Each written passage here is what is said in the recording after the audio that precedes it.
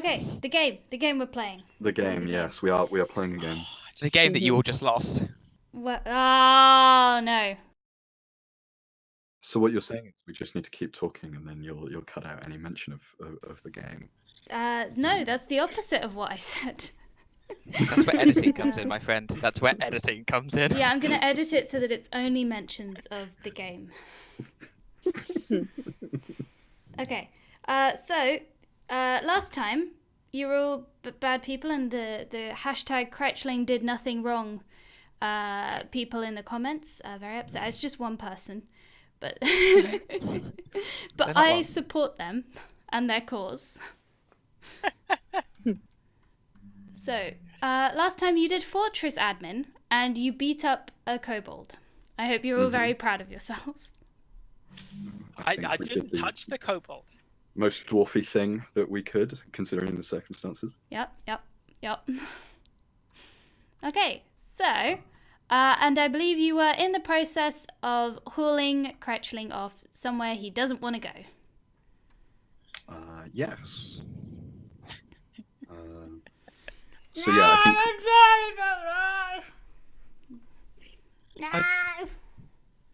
I believe he has been. Oh, What's sorry, the was he word? gagged? Yes, gagged. I was looking for. All I came up with was muzzled. Yeah, I was hitting muzzle too. I'm like, that's not quite what we want for a sentient. I mean, he probably does have a kind of muzzly thing going on, right? He's a kobold. I mean, They it's sort got of have a, those. yeah. I was thinking more like, yeah. Well, he's muzzled. He's tied up. He's like on the saddle of citrine with me. Yep. We've gone a bit cowboy here. The citrine that is sitting on you. It's not on me, right? Horse butt. We do not, in fact, utilize the reverse saddle. This whole time, Dravora's just been doing it wrong. Look, she's dumb. She's not that dumb. She's very strong though. She could do it. She is probably quite strong. I now need to check to see if she's strong enough to pick up a horse. Yeah, I what don't think what is the weight of a horse? No, because you don't actually get that much carrying capacity. Like maybe She's a if chunky you. horse as well. He is, yeah. If you So use he- the I feel like if you use the extended rules, then you can probably drag the horse. Which at that point you don't have to carry it completely. You just put the forelegs over your shoulders and start walking and dragging it. And so it's just like, nah, I have no desire to move. Like huskies who don't want to like go outside. The average light horse weighs approximately 1,000 pounds. Okay, we're not carrying a horse. This is definitely not a light horse either.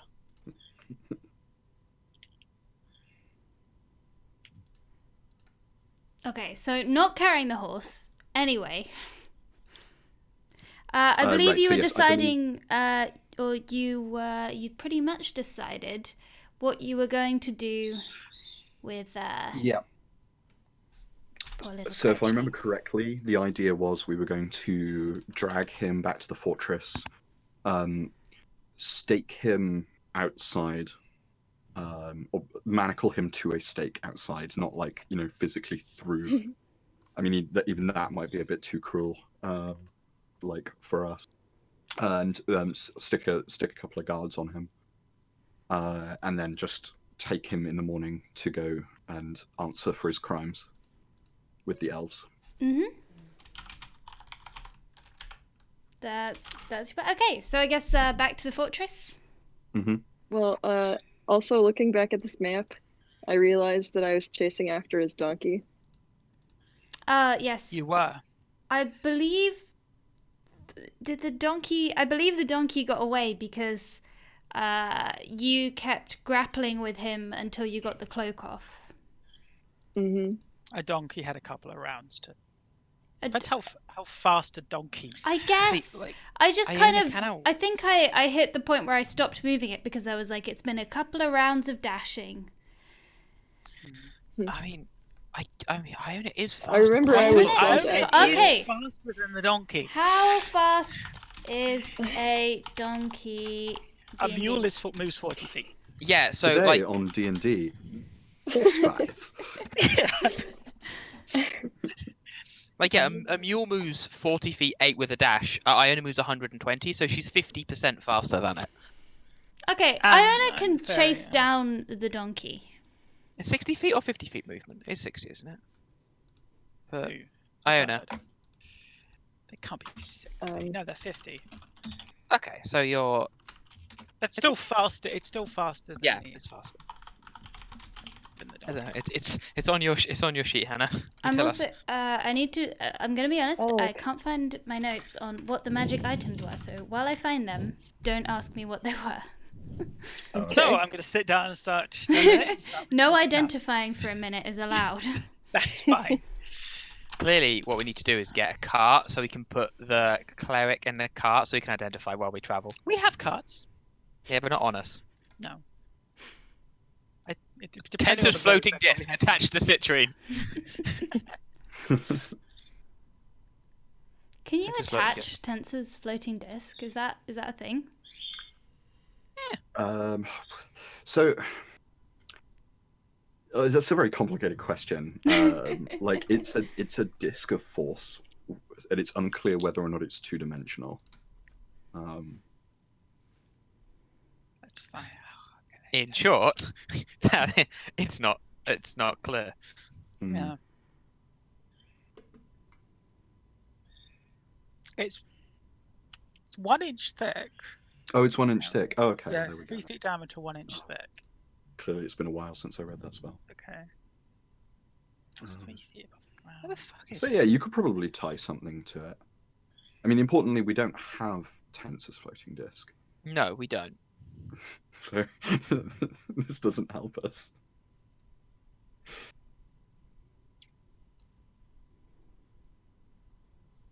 Clearly, we need a wizard.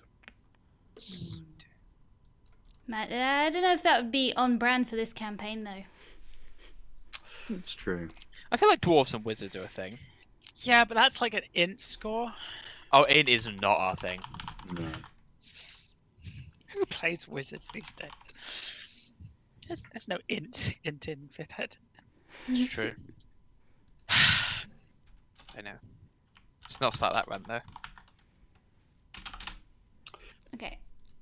So shall I take you back to the fortress map Sure. Sure. Yeah. with Cratchling in tow? Sorry, I'm still trying to figure out what these magic items were. I've lost my notes. Do you want me to give you a list of what I have my notes on them? Would that help? Yes, that would be useful. Okay, so we have an elven, a magical golden signet ring, which is elven, and Yeah. it bears an elven name, Kevros Alassis. Yes. We have a magical mirror, which bears some kind of illusion magic. Looking into the mirror makes you look like garbage. That's yeah. it. A magical comb, which appears to also be of elven make, which has a transmutation aura on it. And a magical set of goggles, which have a divination aura on them. Yes. Oh, and of course we have Cretchen's cloak, which I think we're reasonably sure is a cloak of the mountebank. Yes. Although I don't know it if we is. know that precisely. I see. I feel like you are reasonably sure it's that. I am sure it's... I mean, that would just be, to be honest, that would just be me. Like, I just think it's a teleport cloak, but I don't Yeah. bet you know the D&D magic items better than I do. yeah, it's a bit metagamey for me to make that assumption. Okay. I can't. Oh, there he is. Oh, he's big. He's not that big. There he is. Welcome back to the fortress. Everything is pretty much as you left it. It's not like you were gone that long. And yeah, everyone's getting moved in. They're getting settled in. All of your new arrivals are finding places to hang out. Doing their jobs that we assign them. Mm-hmm. I guess I'm gonna go find Urim. Yep.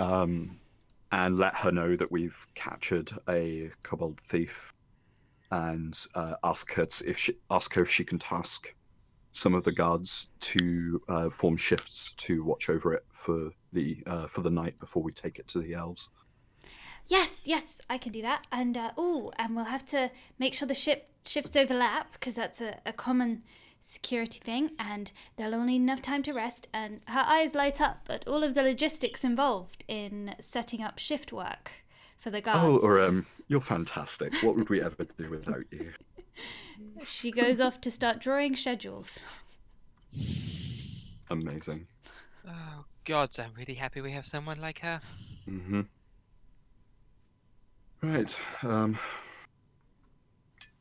Let's see. I'm going to go and consult my notes and see if I can dig up anything on from the previous inhabitants of the fortress that might be related to elves. And then I think we should probably all get an early night. Mm. We've got a lot of traveling Sure. tomorrow. Do we have? Where are we putting it? Well, your suggestion, I think, was the best one, Singebeard. Stick it outside. Would work. If we can find something hefty enough to manacle it to. I'll It's gotta be. give everyone control of Cretchling as you drag him around and find somewhere to keep him for the night. Oh, you know where would be a really good place to manacle him up would be the no, actually that's a terrible idea. Ignore me, sorry. All right. Tell you what, I'm gonna go wander in the direction of the where there's the people doing the farming, because if they put like fences and stuff, they might have like a suitable wooden stake Mhm. lying around. That seems like a good source of that, rather than having to make one. Yeah, so if you head over to where they're doing the farming, they have cleared some area, so they've kind of cut down. They managed to cut down a couple of trees, which have gone into building your gate, your drawbridge, which actually there's pretty good progress being made on that now. So yeah, drawbridge is starting to look pretty good. That should be done pretty soon. Probably tomorrow morning or something. They've cut down a few trees, and that's kind of where the lumber for the gate has come from. And yes, they've kind of got half a fence. They haven't really finished the fence because crops were really more of a priority than putting up the fence. It was planting stuff. But there is a bit of one to the south side, and yes, it has wooden stakes, and you can take one. Yeah, is there just a spare one kicking around or something, or just saying we're borrowing this? It's not. Yeah, you finished can anyway. just borrow it. Alright, well, I'll borrow that. Make sure it's nice and sharp, and drive it out. Put it down somewhere. And Cretchling is currently manacled and tied up, so we can just attach that tying to attach the manacle to the thing, and then tie him over with additional we can rope a small fucking kobold up onto around a piece of wood where he cannot escape. I am pretty convinced of that. Yes. You don't need to make any kind of check to do that. You can just use a lot of rope. Yeah, you take one of the manacles off. Then you re-put the manacle when it's behind the pit thing, so his arms are now manacled behind the stake, and then you just tie the crap up. And you're good job getting out of that, friend. I think we leave him gagged. I mean, I'm not going to ungag him. If someone else wants to ungag him, they're perfectly welcome to. It's We'll not my have problem. to if we're going to feed him. Sounds like whose ever job is to feed him's problem. Hmm. So let's say he's over here-ish.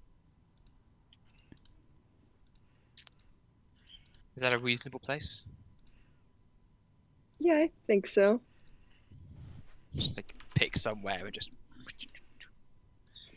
we go. Did I catch the donkey earlier? Oh, yeah, that whole thing.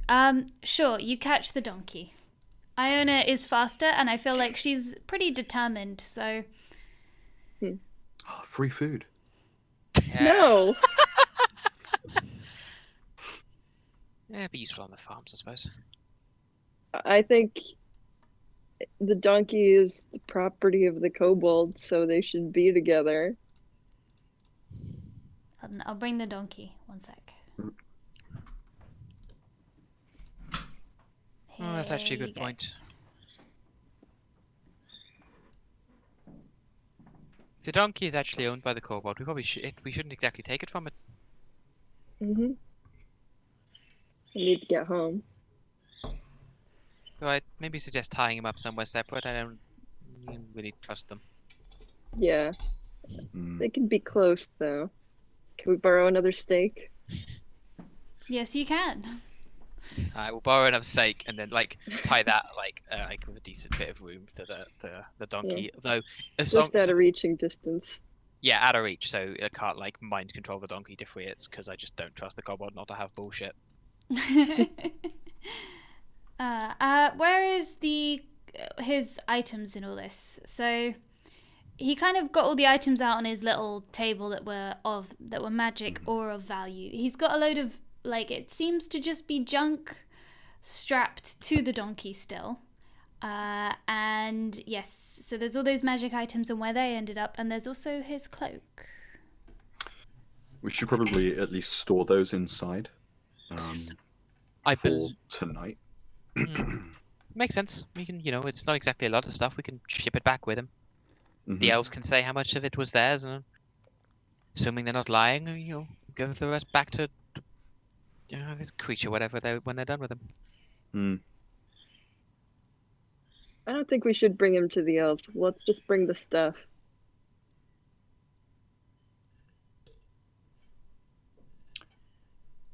Why not? Well, we don't know what they're gonna do to him. We've already confiscated the stuff. So if we just send him on his way back home, that might I'm sure, be a better outcome. Like any civilized people, I assume the elves have some sort of penalty for stealing.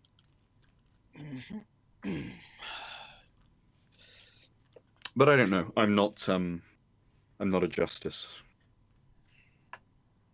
Someone here is.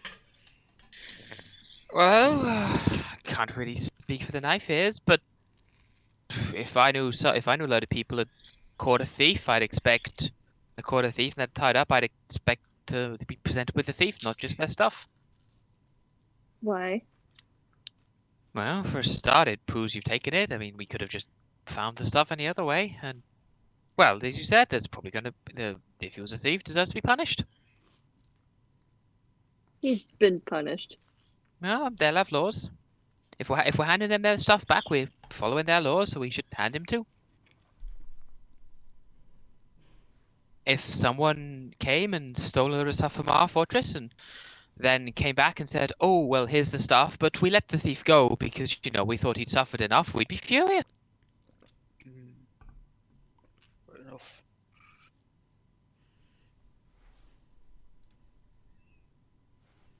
They might let him go. Then same thing. He's got a family to feed. Well, then he shouldn't have started being a thief, should he? Yeah. So we stopped him being a thief. Well, I imagine you can make that argument to the elves tomorrow if you think it's a compelling one. It's true. It's not me you need to convince.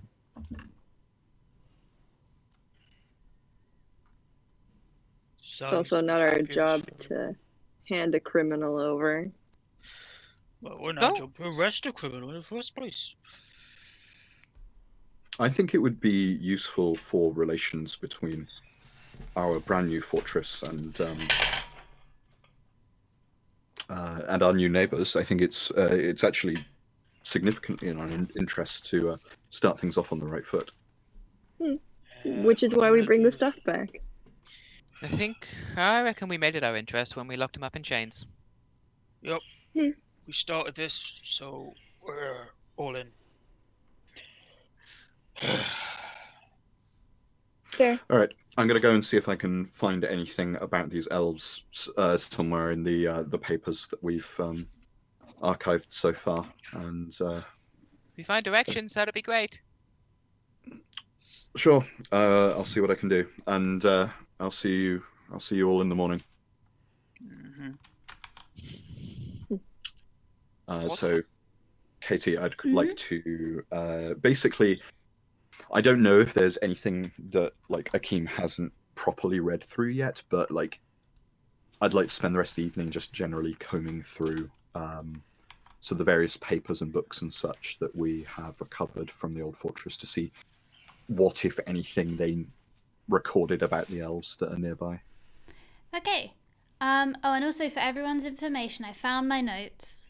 So, you're all good to identify the items. All right, I'll do that before bed then.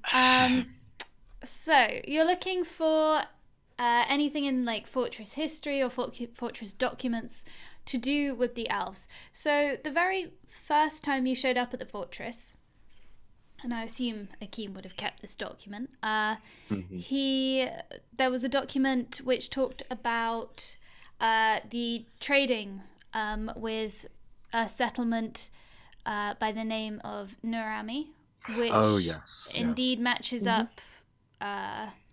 That's what you know the settlement to be called. And they were fairly decent trade. They were trades for sort of trading dwarven goods, the kind that you typically produce. Lots of gems, quite into gems, in exchange for lots of practical stuff they bought off the elves, like they bought mostly food. Oh, and also wine, if and my wine. notes are correct. Yes. Ah. Interesting. You have got that bottle of elven wine that you found. Mm-hmm. I'm sure that's research as well. Yes. So, as to new documents, searching through, are there any sorts of books you're focusing on particularly? I know you have some kind of vague academic ones. I'm honestly not sure where to best focus on an OC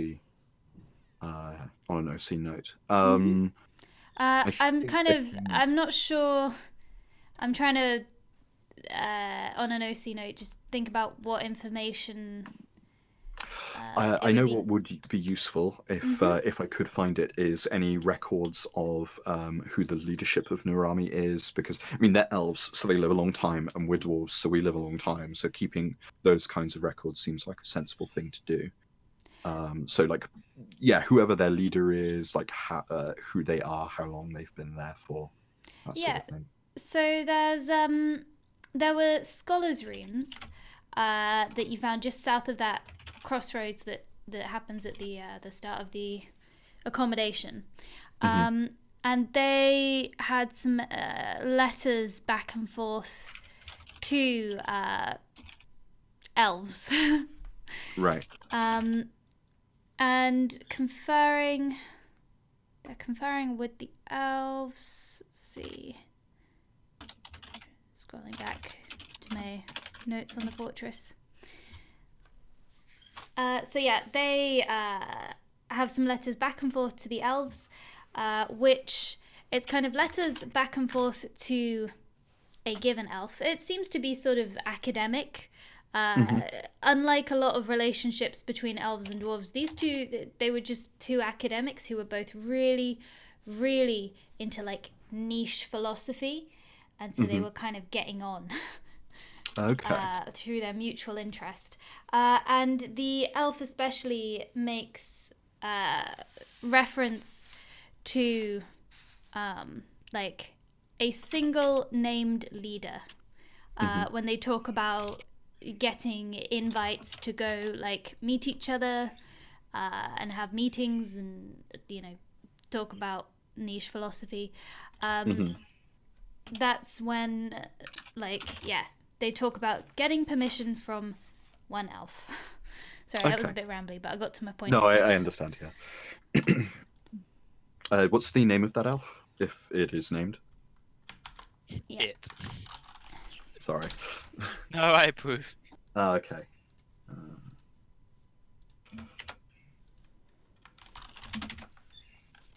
There's nothing Elikilia. bad about what you have said.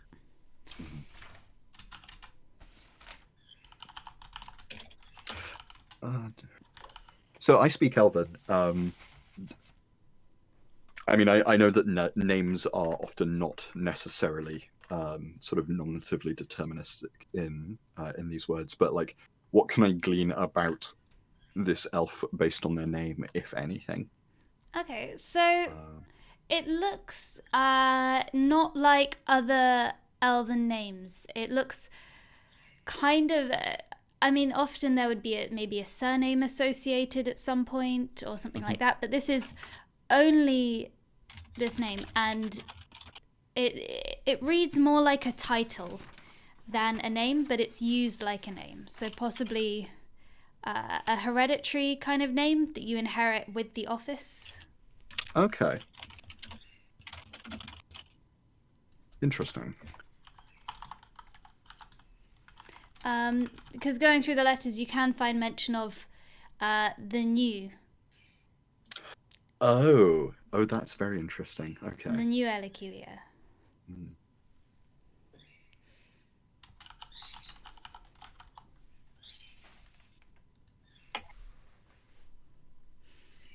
Yeah. If you can kind of think of anything else specific you'd be looking for. Let's see. So we have the nature of our trade. We know the name, or at least the title of their leader. And did you find... Honestly, any tidbits I can find, but I'm fine with just ending up with that info, to be honest. Yeah. You find reference in sort of just like casually mentioned here and there. You don't find the details of it, but you get the impression that the elves are pretty protective of the forest, which is really nothing surprising. Mm-hmm. There's sort of references to diplomatic incidents and faux pas that the dwarves have done by going, do you want this nice barrel we made? Right, so we should definitely not be trading them wooden items. That makes sense. And yeah, that's about it.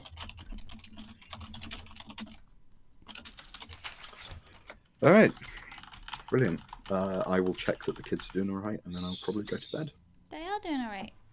They've got all of their shiny pebbles and things that they traded with I think it was Lily, the kid that came by. Oh, the yeah. kid. Amazing. It's going to be a worry in 10 years when she's in charge. Yeah. Mm-hmm. It's not a long time in terms of your lifespans. No. Hopefully we'll outlive that, and then the next one will come along and be less advantageous for them. Well, I mean, this is why we get to know them when they're children, because we'll have to deal with them in 10 years. Yep. Okay. What is everyone else doing? Sorry, I'm eating pizza. I would like to eat your pizza. Yes. Sure. Did you bring enough to share? I have got enough to share, if only there were people here to share it with, but unfortunately I'm just going to have to eat it all myself. BRB getting in the car? It's a long drive. Yeah, but it's pizza. Yeah, I understand. Alright, what sort of time are we looking at? So it's early evening by the time you've staked Cretchling up. I assume you've given the guards special instructions of don't let This that guy's one get away. Yeah, this guy's a shifty fuck. Feed it, but don't listen to it. Yeah. I'm gonna show him my puzzle box and ask if he has any ideas. Are its hands still tied? Yeah, Oh, but it's... he can use his eyes.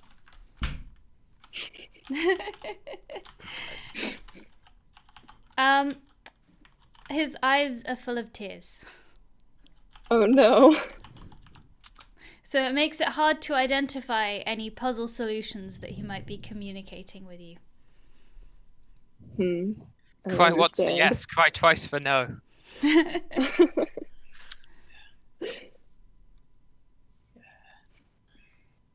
Alright, yeah, I'll let you.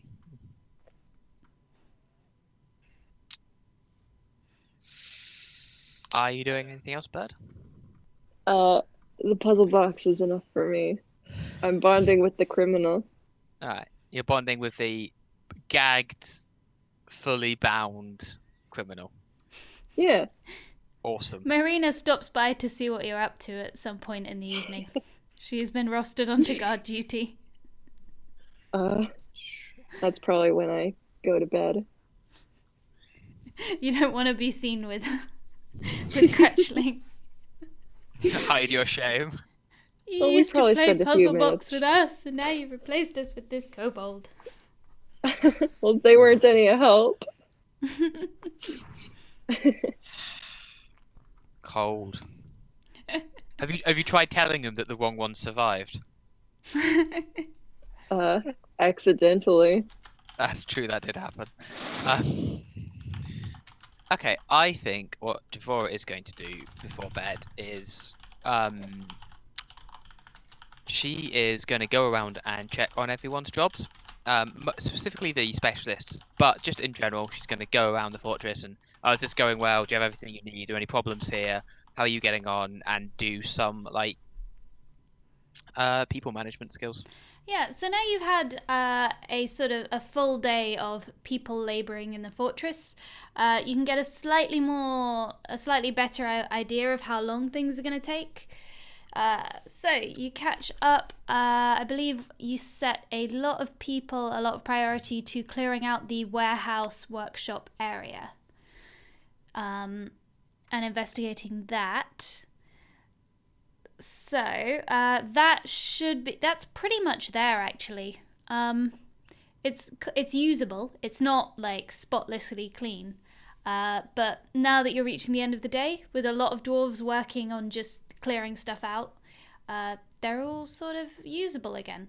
You haven't rebuilt all of the crafting stations and things, but you've now got like a lot of mostly empty rooms and maybe some leftover half-finished dwarven statues and things. Hey, it's something. So yeah, that's pretty much clear. Checking in about the plumbing. Everyone's favourite engineer. Everyone's favourite engineer is being...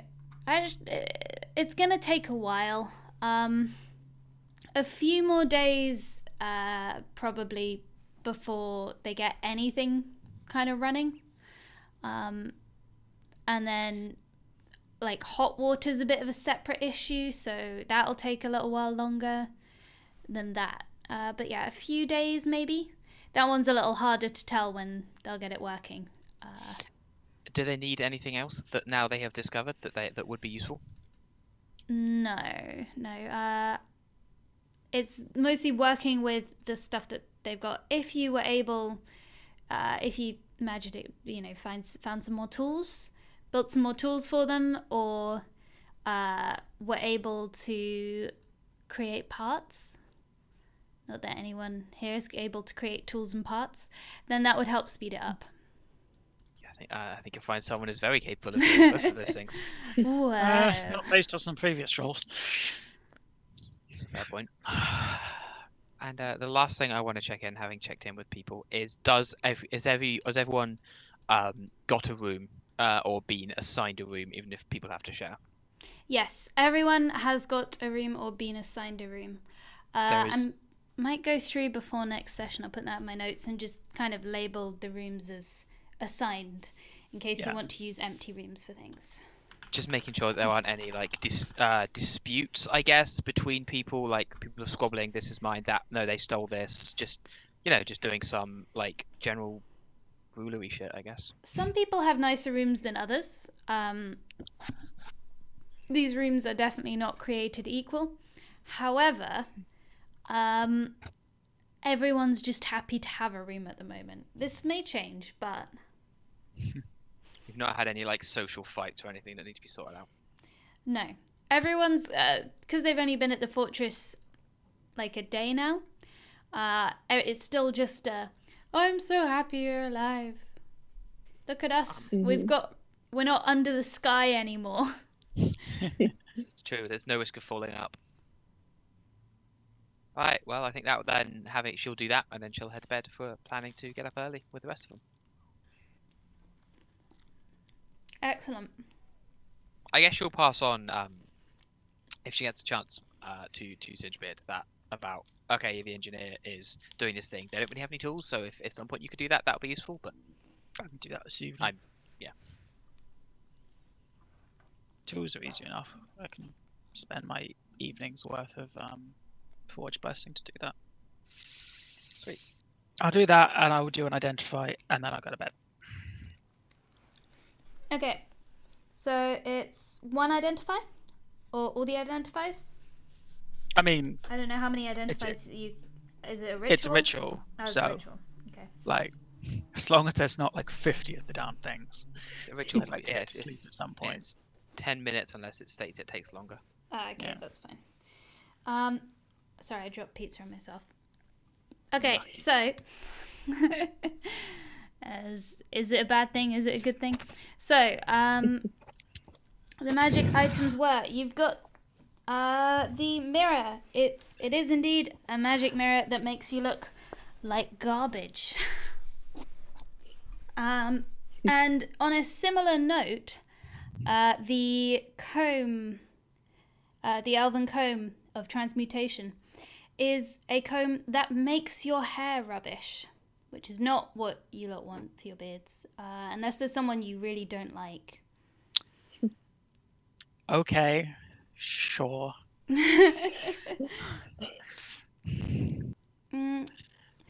The goggles. Said do nothing. The Sorry. goggles. Oh, hold on. Where are the goggles? Sorry, give me a moment.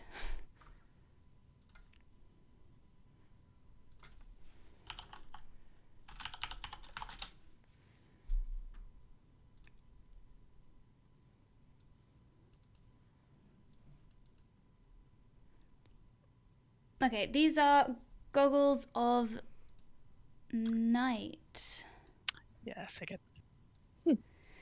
So they give you dark vision out to a range of 60 feet unless you already have dark vision, so then it increases your range by 60 feet. Please don't pass these among yourselves too much because it means I have to change your vision settings. I imagine mean, we'd you have can. to be attuned to it. Yes, I believe so. Oh, actually, it doesn't say you need to be attuned. I apologize. Really? Oh, Yeah. wow. Attunement. Not mentioned. So I think you're fine. Nice. Yeah, Sweet, I get bonus dark vision. that's what I had. Checking. What else would we do with them? I don't know. I can't think of any other party members that aren't dwarves that would find that useful. Well, I would say we give it to the person with the highest perception score, right? Yeah. Oh, we give them back. I mean, yeah, that's the point. We're not actually keeping these, so. Well, we could keep one of them. They That's never still- know. That's still stealing. Well, maybe someone else bought them. Who's to say? I don't know. We'll see what the elf. As I understand it, our plan is to hand him and everything over to the elves. Like take what anything he stole from you, please take back and punish him as you. Well, if you really wanted them, they were probably up for trade. But I'm gonna guess he's probably not willing to sell them anymore. That is also true. Well, we can just take them now. That's God. Well, that's an icy thing to sort out. Oh yeah. Yep. Uh-huh. You can hash that out amongst yourselves. Those useful extra 60 feet of dark vision. You could be thinking of me. It's fine. I'm sure you won't be spending much of this campaign underground. So, is that... I think that's everyone. All sorted for the evening? Should be. There was one more item, I think, which was the signet ring, Oh, which yes. presumably we are not keeping because that is a signet ring with an engraved name on it, but it might be worth finding out what it does. Let me see. Hold on. I gotta get better at leaving notes for myself. They're often very ambiguous. It's tricky. It is tricky. Okie dokie.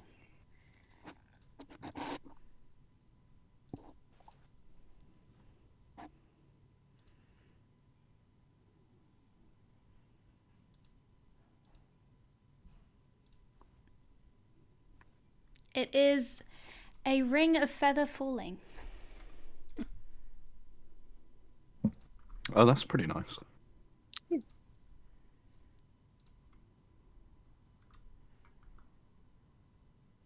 But, not like one ring levels of power. No. Yeah. No, mostly because the one ring levels of power is A, a quest, not an item, and B, has certain downsides. Yeah. And that's why you always identify items, kids. Because it shows you everything on the item card. Mm-hmm.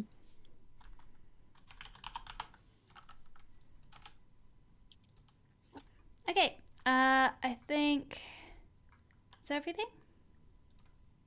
Should be. Yeah, that sounds about right. Yeah. Sweet.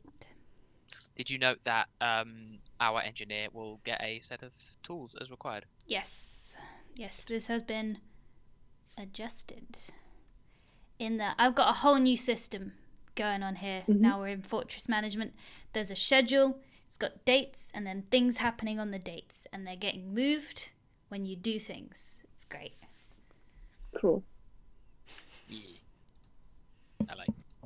I'm excited for us to be getting into proper Dwarf Fortress mode. There's gonna be the point when, like, I spend my entire time sitting on a chair, being like, "Okay, next." Well, this person stole my sandwich. It's my sandwich. So I was like dreaming of hook horrors again. It's going to make it all worthwhile. You It'll be fought great. hook horrors for this life. We'll get you a mithril hammer, and then everything will be fine. Yeah, deal. Bet me a lovely mithril hammer, and then immediately pays me in a job while I will never use it. How? What is the price of engineering tools? This is important. I need to keep track of everything. Engineering tools aren't a thing. Are there tools that we think could be like analogous? They're like, unlike the Tinkers? Tinker's tools, Yeah. which I'm aware we just said the word Tinker's tools, and I know. I was avoiding Ah. saying Tinker's tools. It's okay. I don't I'm get not going it. to say anything. I I don't mean, understand this reference, so that's fine. Yeah, that seems like a... They're expensive, but that works.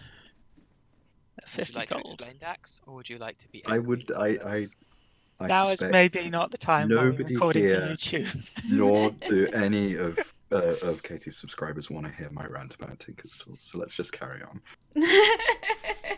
Uh-huh. Vote now. Anyone who's listening to this in the comments. Do you want to hear Dax's rant about Tinker's tools? The new hashtag Tinkersgate. Tinkersgate. Last time it was Cretchling did nothing wrong. This time it's Tinkersgate. Hashtag Tinkersgate in the comments. It's just going to be like 10 alt accounts that I set up for this purpose. You're not supposed to just tell people that. You're supposed to just do it. You're awful at cheating. Ah, I did it wrong. Can I just So the edit next- this out of the real life conversation? Is that how it works? Sure. That's what drugs are for. and the CIA. So we wake up the next morning. Yes, you do. You wake up. It's a beautiful morning. You don't know that. You're inside. It's a beautiful morning because you're inside. You're not outside. That's Yep. great. Mhm. That's real nice. Time to ruin it. Let me find... Where is Mr. Carpenter Man? There he is. I want to get breakfast with all of my people. There's not a lot of your people, but there's a couple of you now. There's a few burbs around. Your people have mostly been on guard duty as the most qualified guards. And it looks as though it's kind of brought them all a bit of comfortable routine. Like, oh, we're back on shifts, back on guard duty. Mm-hmm. This is But what we my do. dwarves are my people too. That's true. Judging by So- the way, like, Iona's flitting around the corridor, I'm assuming what this means is Iona woke up first, and is like, Seems "Boy, likely. hey," just flittering between all the doors, like listening for like 10 minutes straight. I guess. that's- Wanders into your room like, are you awake yet?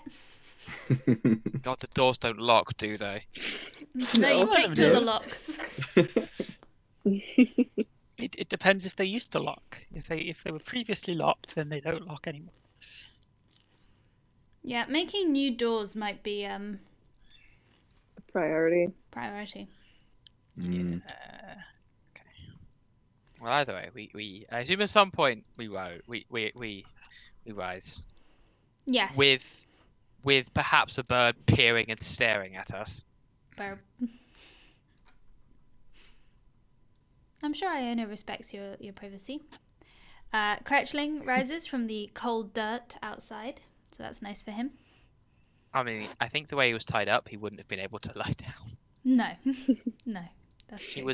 He was manacled with his hands behind a stake. Cretchling has not slept. He's gonna be scrumpy. Well, you can The- sleep on the back of the horse. Your carpentry specialist, he is up very early this morning, and he's very proudly doing sort of the final attachments of the drawbridge to the front of the fort. You got a proper drawbridge now. It looks on the map like your old drawbridge, but it's slightly wider, And it fits. and it fits a bit better. It does not have chains and a mechanism for raising it yet, does it? No, it's just a really nice drawbridge, and he's slotted it into place all nicely, so it kind of looks like it's properly part of the fortress. Anyone walking past wouldn't know. Is it like future-proofed in that it's kind of built and designed so you could attach chains, or would you need to build an entirely new door for a raising drawbridge? No, this is future-proofed. This is like, this will be your drawbridge once we have an engineer able to install it, kind of drawbridge. Yes. Cool. I'm cool with that. On my way out of the fortress, Yes. I suspect Akeem's eyes will be caught by the statue of an elf that is near the entranceway. I think he's just gonna like not commit the face to memory, but study it for a bit, just so he's got like a good sense of what that face looks like, Clock. just in case that becomes relevant later. Clock the features. Yep, you can do that. Maybe like the clothes and stuff as well, for like, this is what important elves look like. Yeah, the elves, the elves' clothes in that statue are actually, they're kind of similar in style to what the dwarves in the statues nearby are wearing. It's kind of like an elf version. And same with the Burb statue. It's kind of similar aesthetics of clothing, similar sort of design, but different shape. There was some suggestion that these statues might have been past rulers of the fortress, which I have questions about. That would explain their downfall. What if they put an elf in charge? I mean, yeah, that's it's pretty much GG right there. It makes sense.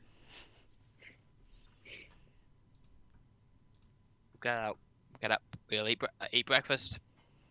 Maybe grab some of the more like sustainable food as rations, or do we have extra rations? Don't we? I think we have some rations. Yeah, because we might not need them, but just in case we do. Mm-hmm. And I guess we all wait outside for everyone to meet up and plan our journey. Okay. So I will explain to everyone what I managed to discover from studies last night, just in case it's relevant to people. And does that help us know the direction? They're south. If I remember correctly, we have a pretty solid Yeah, they're idea marked of on where your they map. are. Mm-hmm. So Do we want to take one of the wagons overland? Because we have rather a lot of stuff that we need to transport along with Cretchling. Yeah, that's what I was thinking. Who knows? Not the worst idea. And just in case we decide to do any trade. Oh, Although I'm not sure what we have to trade. Well, they might want to thank us. That's a possibility. Although, are we going to cause a diplomatic incident by showing up with a wooden wagon? I have no idea. Why would that happen? Katie, do I think we're going to cause a diplomatic incident if we show up with a wooden wagon? You know what? Let's not chance it. Let's just load up the donkey and we'll carry everything on Cretchling's donkey. Diplomatic I checks can aren't paint still a it. thing. Hell's not a fan of wood then, huh? No, not not manufactured wood anyway. They consider themselves stewards of nature, which, What do they use? well, I'm sure you will see. Hmm. But yes, let's not poke them too much on their hypocrisy, if any. Right, yes, I suppose there'll be a lot more of them than there will be of us. Mm-hmm. I guess Gretchen will fit across Citrine as well as he did before. He's not happy. Are you leaving his donkey? We said we're taking the donkey. I think Yeah, we're going to load thinking- the donkey up with all of Cretchling's stuff. Right. I think about the only thing we maybe don't have is the shitty rickety table, but I don't know if we loaded that up as well. I think that was left. But like a small rickety table that's clearly not elven because it was made of wood is probably. Yeah. I mean, I guess we were really short of firewood, but we're not, so Yeah. it's fine. Right. Do we have a cinch bed? Or is cinch bed still asleep? I'm up. I like the Okay. idea that cinch bed's the last up and out. Well, I was doing stuff last night. If everyone's ready. I love the world map. I love how big it is, and I know it's just future-proofing, but I like to pretend it isn't. No, it's all really well planned out. All the way out there. I mean, Honest. given your fortress design, I would believe you. All right, and you have indeed labeled where Nurami is. Mm-hmm. And I have correctly set it up. Each hex is 3 miles, which takes a party about an hour. So it's what, a 5-hour trek? Mhm. Yep. That's fine. We'll maybe get there. Or 6 if we want to follow the riverbank. If we follow the river, we won't get lost. Yes. Ah, I see. That route. Yeah. Yes, that I think makes much more sense. Okie dokie. So you set out first kind of towards that bridge and route up towards the little shrine in the mountains that you found earlier. And then you follow the river south, and it's really like crystal clear water that you can see here. You head south along the river. I'm trying to figure out how far Iona can see also for scouting reasons. I don't think there's a need to extend this. Is she I've got my taking this? special glasses. She has got her special glasses. Are you taking this journey like with us, or are you deliberately flying like high above the tree line? Well, I have to stay near the criminal. Okay, So that is Yeah. that is I your mean, choice. you have Yeah. to guard the criminal scum. Yeah, that is your job. It's true. I mean, I'm hoping that the cleric will spot something before they spot us, but the dwarf does breathe so heavily that he can be spotted in the dark. Indeed. Clank, clank, clank, clank, clank, clank. More like hoof, hoof, hoof. Hmm. Oh no, you also clanking, aren't you? Yes. Okay. Onwards to justice, convoy. Can I move the ball? Oh, I could move the ball. You can move the ball. We can all move it. Exciting. So, off you go. Plop, plop. Oh, I can't. It's not hex. I have to actually drag it. Yeah, I don't think the arrow keys work with hexes. But I like hexes. I do too. Excellent. I Wait, there are arrow keys? You can use arrow keys? to Yeah. move you on the grid, you can use arrow keys to move individually. This is a game changer. Sorry. No. I didn't know that. I am. So where the river merges with the river that comes past Sellwater, you can see the this nice clear like water that's run down from the mountains getting mixed with this kind of muddy, like kind of cloudy water, and it becomes a slightly less aesthetically pleasing river. And this is the fork in the river that you crossed a while ago. Just a little callback there for you. I You recall that. recognize it. Thank you. Mm-hmm. I am moving a hex at a time in case you tell me to stop because something is occurring. Yes. But your journey is quite peaceful. And as you approach where you've heard the Naramiya, I'm sorry, I don't have a map for this, a special map for this one. The trees kind of get taller and older. And as you reach the part of the forest that you were told they resided in, there's kind of there's no foliage alive on the forest floor because the trees are blocking out pretty much all of the sunlight. There's kind of no room left for new growth. Whereas the bit of the forest where you were, it was kind of slowly coming towards the fortress, a lot of like new trees.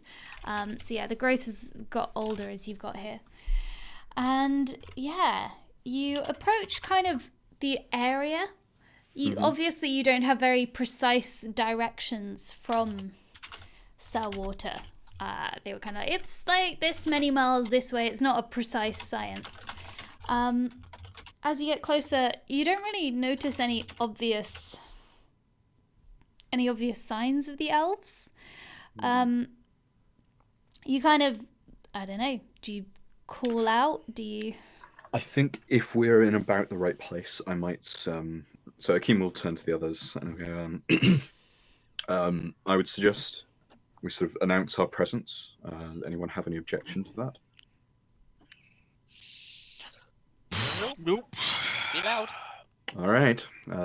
Just so you know, and I will cast Minor Illusion, and I will produce the sound of a dwarven horn that is as loud as I can feasibly make it with Minor Illusion, which I believe is like as loud as a scream would be. Yeah. It's pretty Don't loud. you Yeah. have a dwarven horn? I do, but I think Minor Illusion may actually be louder than I can. Fair enough. I mean, I might be wrong. It's like I want it to be as loud as possible. It can it is also a lot last easier. a minute, which is probably longer than your lung capacity can do to a horse. Yeah, but I don't want to be like it's super obnoxious. It's just kind of going to be one of those kind of heralds kind of horns. We walk up to the house of a vuvuzela. And that is why you bring a bard.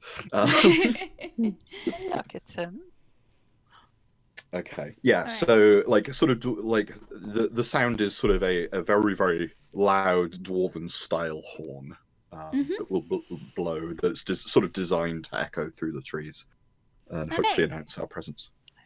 And you blow the horn, and the forest it's a very silent part of the forest. So you hear, so when you hear sort of footsteps approaching from not very far away, not particularly attempting to hide themselves, you do hear as someone approaches. And there's not really a lot of hiding space down on this forest floor again. So once you've sort of heard them, you see an elf approaching you. They appear to be middle-aged for an elf. They aren't wearing what you would recognize as armor. They are wearing sort of pieces of wood, pieces of bark, it looks like. But not like nice metal armor. And an elf and they are armed with a wooden spear, and they are drifting through the trees towards you. Are they being stealthy about it, or are they just approaching? No, just approaching. Okay. We'll glance over at Akeem and give him a nod. Okay. I'm going to cast Enhance Ability on myself just so I have it up. Because who knows how this is going to go. Yeah. Okay. And I'm going to give myself Eagle Splendor. This is done. Okay. The elf approaches, does a little bow.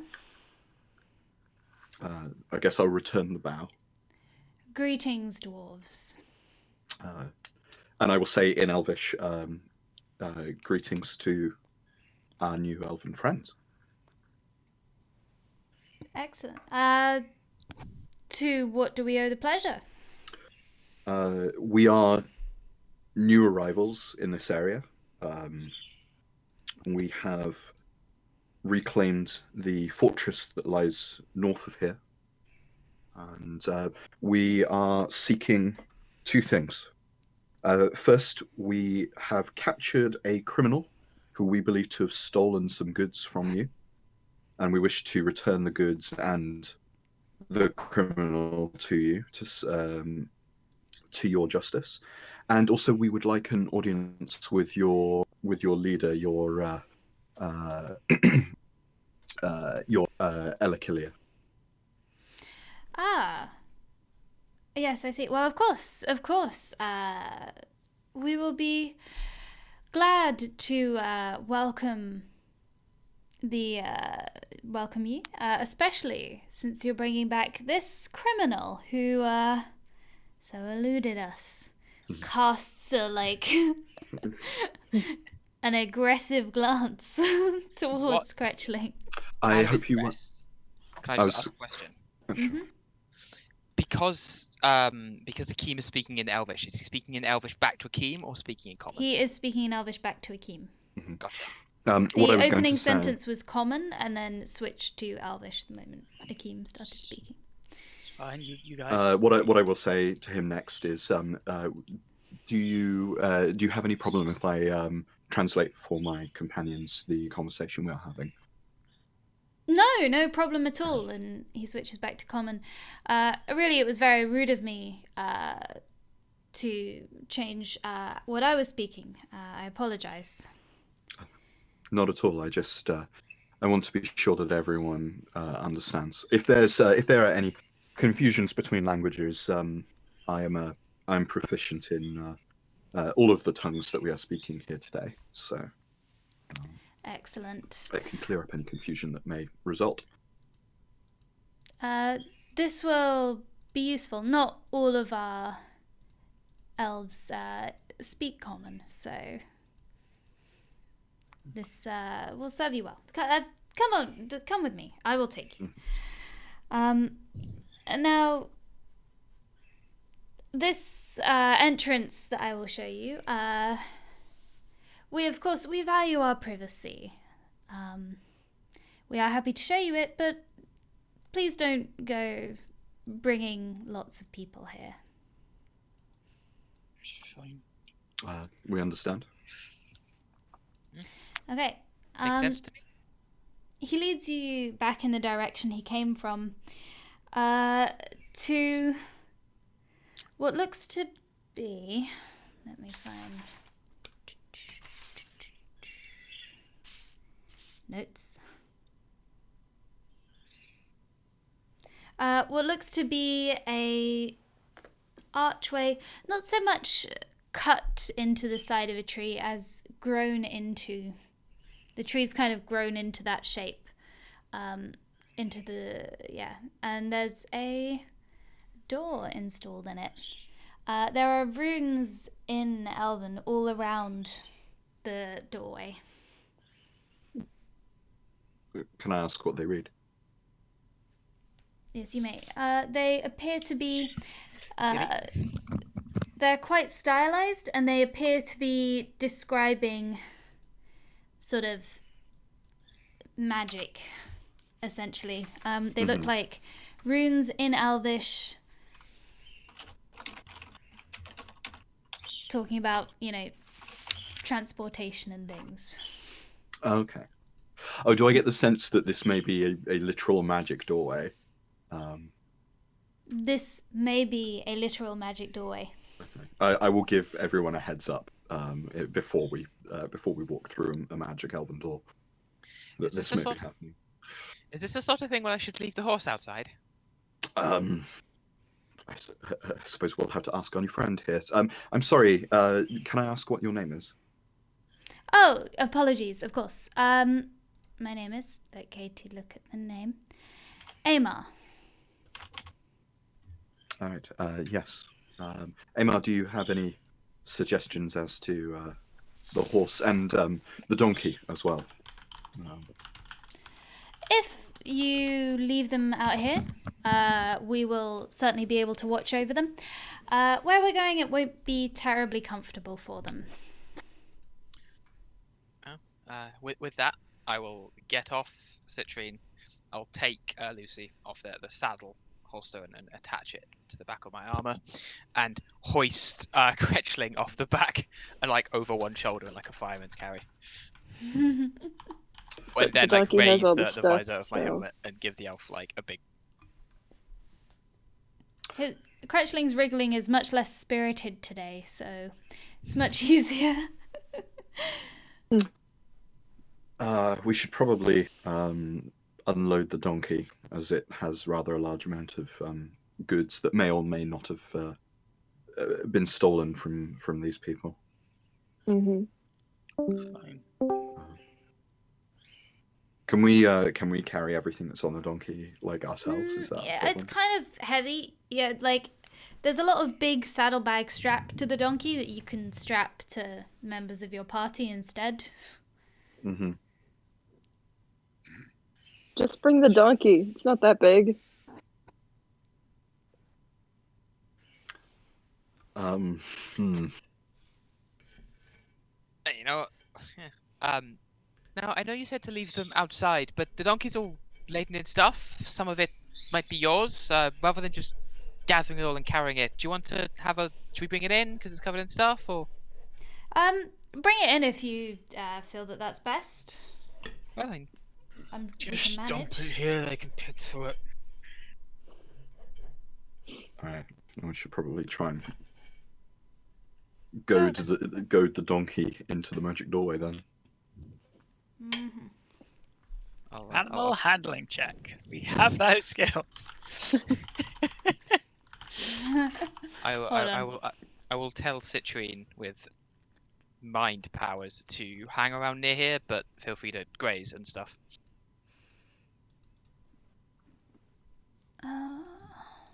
Shout if you see anything worrying.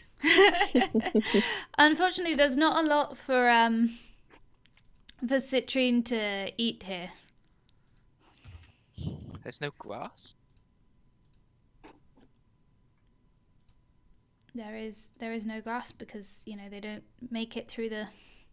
Oh wow, no, it's probably like okay. Just leaf litter and stuff, right? Yeah.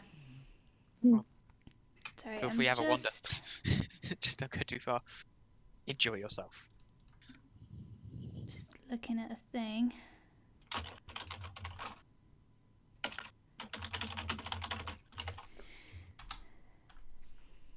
I had like a thing, and then I'm suddenly gone. Did I do this? Yes. Okay.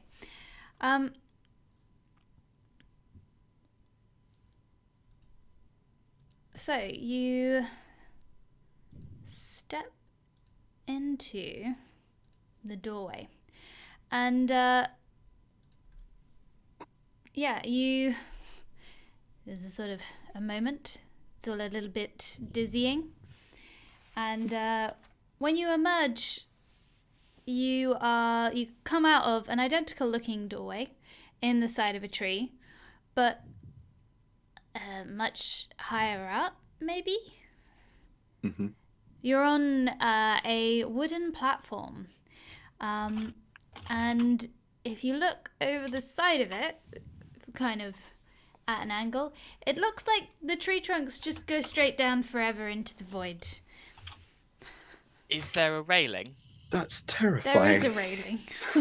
It's terrifying unless you're Iona. Mm-hmm. No.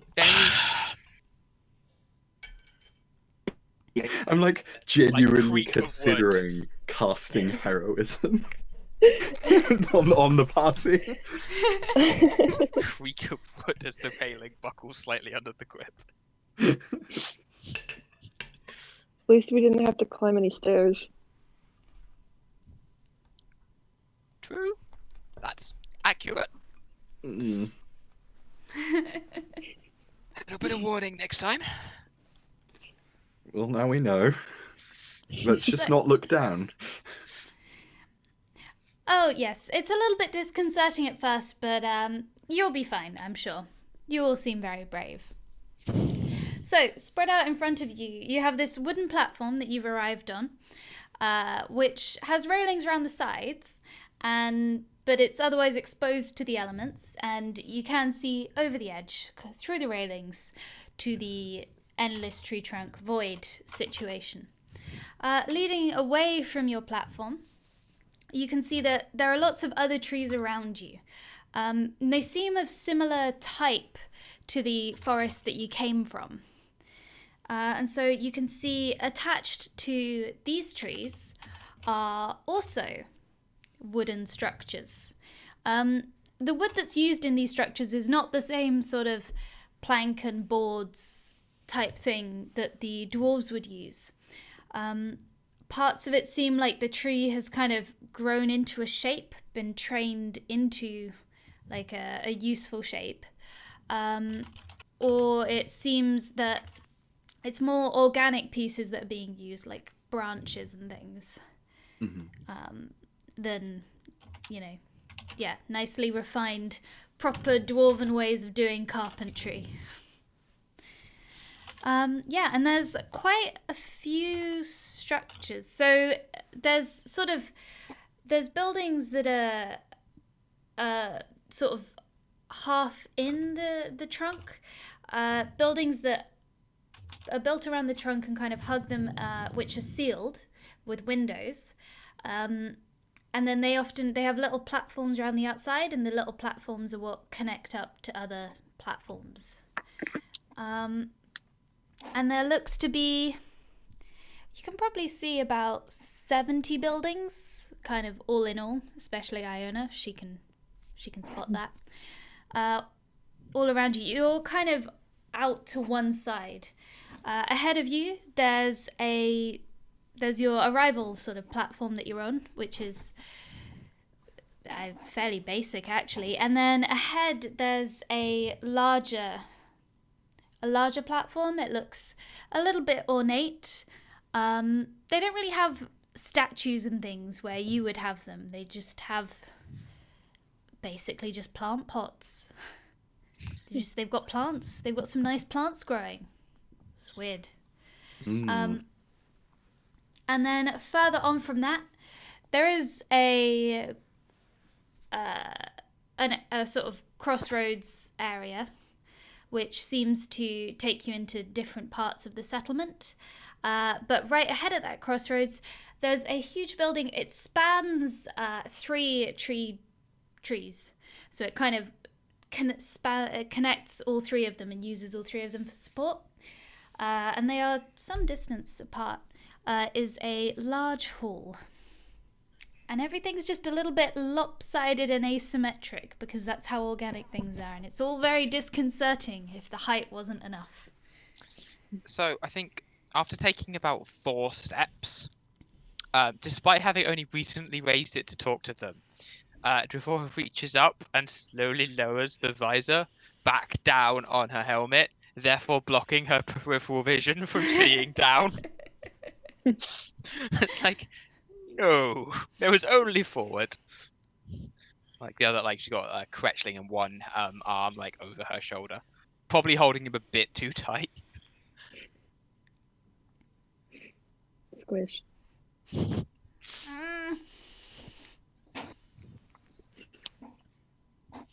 And then I assume this elf is guiding us somewhere. Yes, leading you towards the large building. I assume you will follow? Yeah. Okay. And you wander through this elven village. They're all kind of at different heights, the buildings, so it's a little bit dynamic. you can look up and you can look down. Not that you're probably looking down, most of you, to see buildings above and set a bit below. Little faces appear at the windows. I say little faces because it appears to be mostly, they're not physically small, but they're quite young looking elves that come to peer at the windows and then get shooed away by much older and sterner looking elves. It's very quiet. Very, very quiet, like the forest that you came from. There's not a lot of chatter or music or anything that can be heard. As you get a little bit closer, you notice that around the place there's lots of it's basically like fancy bunting made with fancy fabric stretched between various buildings, made out of nice fabric. Some of the fabric is possibly even a little reminiscent of the type of fabric that is in Iona's scarf. Oh. It's a similar kind of translucent thing. And there's a very small breeze. And even though it should be rustling, it is rustling the tree leaves, it seems like they should be making more noise than they are. And that's the only thing you can hear, so it's kind of hard to gauge. That and your clumpy boots. Those of you who are wearing clumpy boots on the wooden walkways. And yeah, you pass through the first platform. You pass through the second platform where the crossroads is. There aren't a lot of elves out and about. You can just see a couple on walkways above you. Going between buildings, and you can see ahead 2 more elves in similar uniform to the elf that's leading you. You can see them guarding the building ahead. Okay.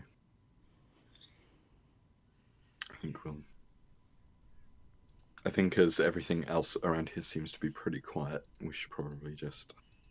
I'm content to be inside because I can at least pretend if I'm inside I am not at the top of a lot of trees. Yeah, that seems like a good idea. Yeah. Sounds like a very good improvement.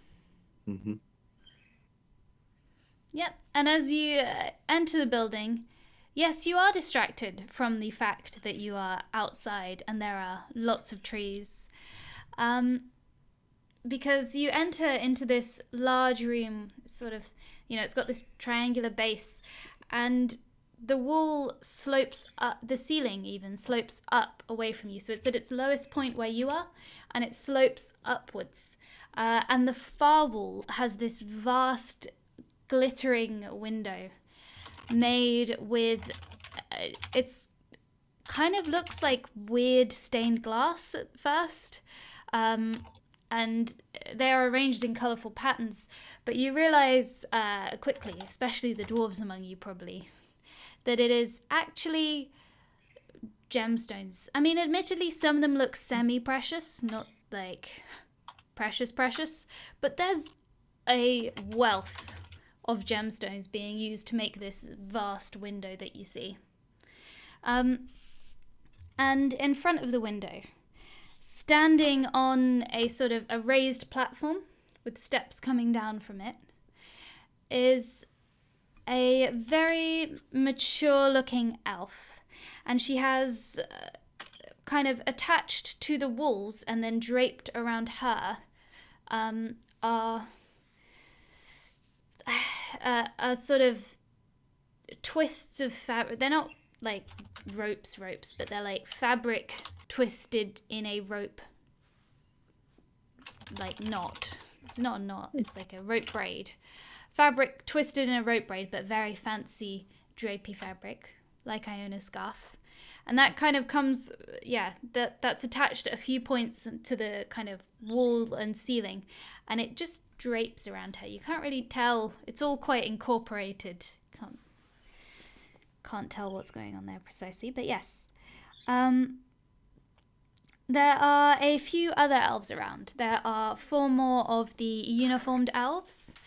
There is a younger-looking elf, and he's leaning against one of the walls, just wearing clothes, not armed. And there is another not elderly. I said mature before. Another mature elf lady, who is kind of sitting nearby on a fairly plush-looking chair, and she is wearing quite fine clothing herself. Okay. Alrighty. So I guess we will. I will sort of look to Amar and sort of expectantly, because Yes, I'm yes. assuming he's going to introduce us to whoever's relevant.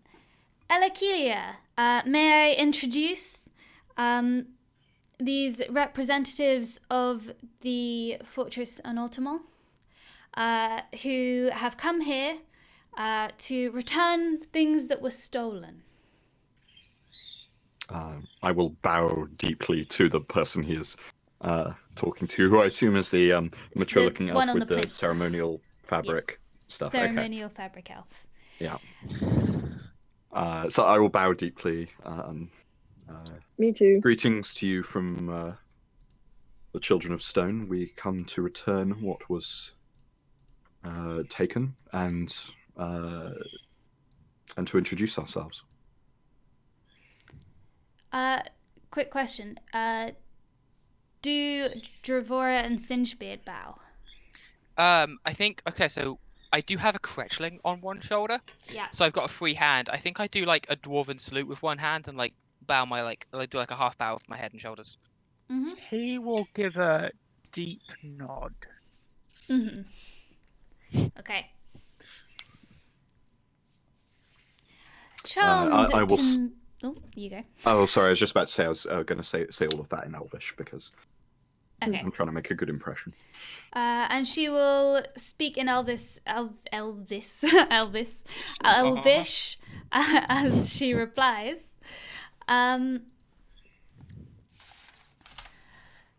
Charmed to make your acquaintance. I am Elakelia, the children not of stone. You've done well. We are very grateful. This creature was very disruptive to us. And I'm sure those he has wronged will be very glad for you to return their things. I will send for them now. And she says a quick aside to one of the guards in the room to fetch 2 elves, one by the name of Kevros Alassis, who you mentioned before. Flowers, flowers, trees, dancing, flowers, flowers. It just sounds like that. And now then, we're very grateful for you returning these, and we are,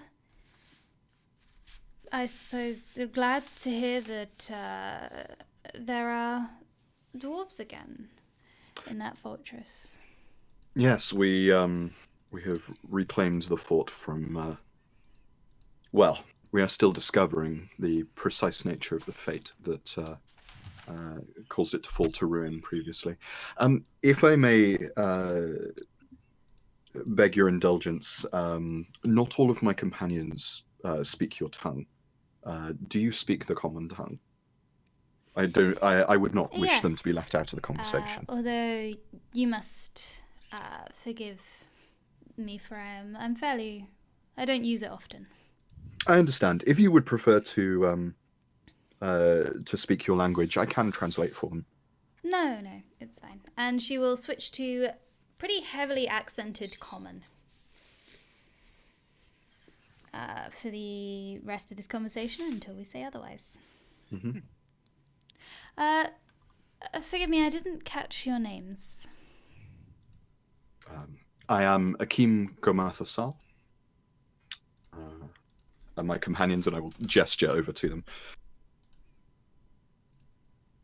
Who do you gesture to first? Because we're Whoever's standing closest to me, I guess. I don't know who that is. Probably Dravora first. I would have thought it'd be Iona first, but Oh, maybe I am. like if you yeah. said who's close to you, she's up and bowing and paying attention, right? Yeah. All right, yeah.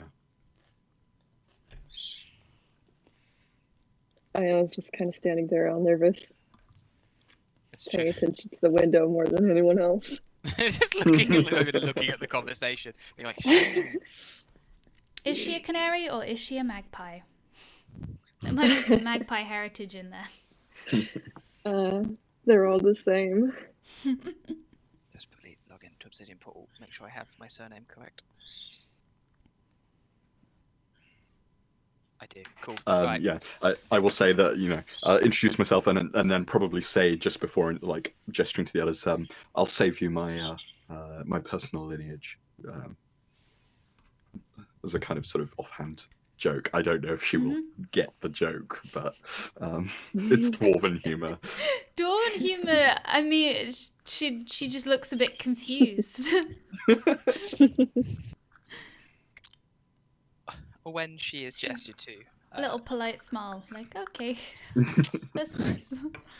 Drivor will take her free hand, and it's a bit of effort because normally you do it with two, but like remove her helmet and shake her head and her braids out before saying, Drivor Thordran, pleasure, I think. Smooth. Our guards can relieve you of that burden if you wish. Well, if anyone wants Criminal? to, To the wriggling cratchling. The criminal won't be leaving my custody until we agree on terms. Oh, I see. So this isn't just a gift then? Well, I need to be involved in the sentencing. That's my only condition. Involved in the sentencing. I think there's a collective groan from the dwarves. It's like, Our cocker friend. Your little has- fledgling fortress might need to do. It has something to learn about diplomacy, I think. I believe our cocker friend has a number of moral concerns about the meeting of justice, which personally I am happy to hand over this one to you without concern, but I'm sure she Criminal's will. my responsibility. yeah, right up until the point we hand him over. He broke their laws to judge him. Iona, I promise you that we will judge him according to our laws fairly. Oh, I'll be glad to be there for it. You are welcome to be. Thank you for your good grace in allowing her to be there. We appreciate that. Yes, I'm sure we will resolve this matter swiftly. Mm. Does a guard come to take this guy off me? Yeah, so she gestures and yeah, one of the guards like they were going to, they stepped forward to do it, and then Iona said, no, I have to be involved. He can't leave my custody. And so they kind of stepped back and they weren't really sure. There's a guard kind of dithering at you. I mean, I think he's light enough that like sort of roll up off his shoulder and just hand him like by the collar over towards the guard. The guard picks him up and now doesn't know what to do. Just holding this wriggling, kind of at arm's length. Just holding this wriggling cratchling. Is that like what happens when you hand someone a baby who has no idea how to hold a baby, and they're just like, "This is a thing I now have." What do I do? How do I hold it? It's so wriggly. It's exactly like that. Because you've got him just completely swaddled in rope like he's a little baby. Oh yeah, he's properly bound. We are efficient. You're very efficient. You're all doing a great job. Oh, that's better. All of the stuff that he had, we don't know how much was yours or not, was, well, most of it is on the donkey. We've got a few of the more finer pieces, I think is the term. Ah, I see. Well, this unfortunate creature was causing all sorts of trouble at what should have been a very happy occasion. Stole from a wedding, didn't he? Yes. So I've sent for the grooms, and they will speak as to what was theirs. And then once that is resolved, we will sort through the rest of his things. If you would hand them over to one of our guards. Makes sense to me. Mm-hmm. I think. Okay. So who has the stuff? I mean, anything Fancy I'm. stuff. Yeah, anything I have, I will just hand over at this point. See, I have any of the ID stuff, so be Yeah, pulled, it was- pulled out of a satchel. Shifting aside to back. Small empty bottles. Goggles. Mirror and comb, because I don't fucking understand why they would have that, but I don't want it. So do you hand over all of the elven things? Do you hand over everything? I think we hand over like everything because we don't know Yeah, we what is don't know theirs and what's what ours. isn't. So, and I will make this clear as stuff is being like pulled out of bags and such that that this is everything we found on the kobold, and we don't want to make any assumptions about what was or wasn't yours.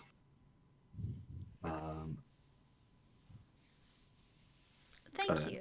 We will sort through. But of course, we can't have you leaving empty-handed. I would ask that on the way out, you visit our brewer.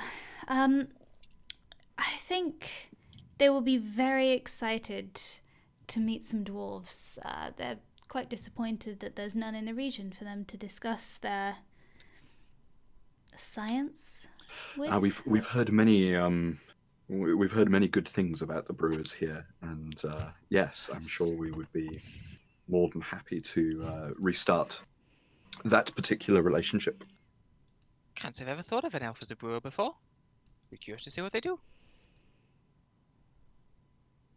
Ah, well, I obviously think they do great work. Now then, and I'm sure they'll want to try some of yours. Now, we are starting a new relationship here with a new settlement of your own. You have just done us a service, so I apologize to follow that up with another demand, but it's very much in my interests to discuss the forest nearby your fortress. Straight to negotiations, I see. No, we understand the forest is precious to your people.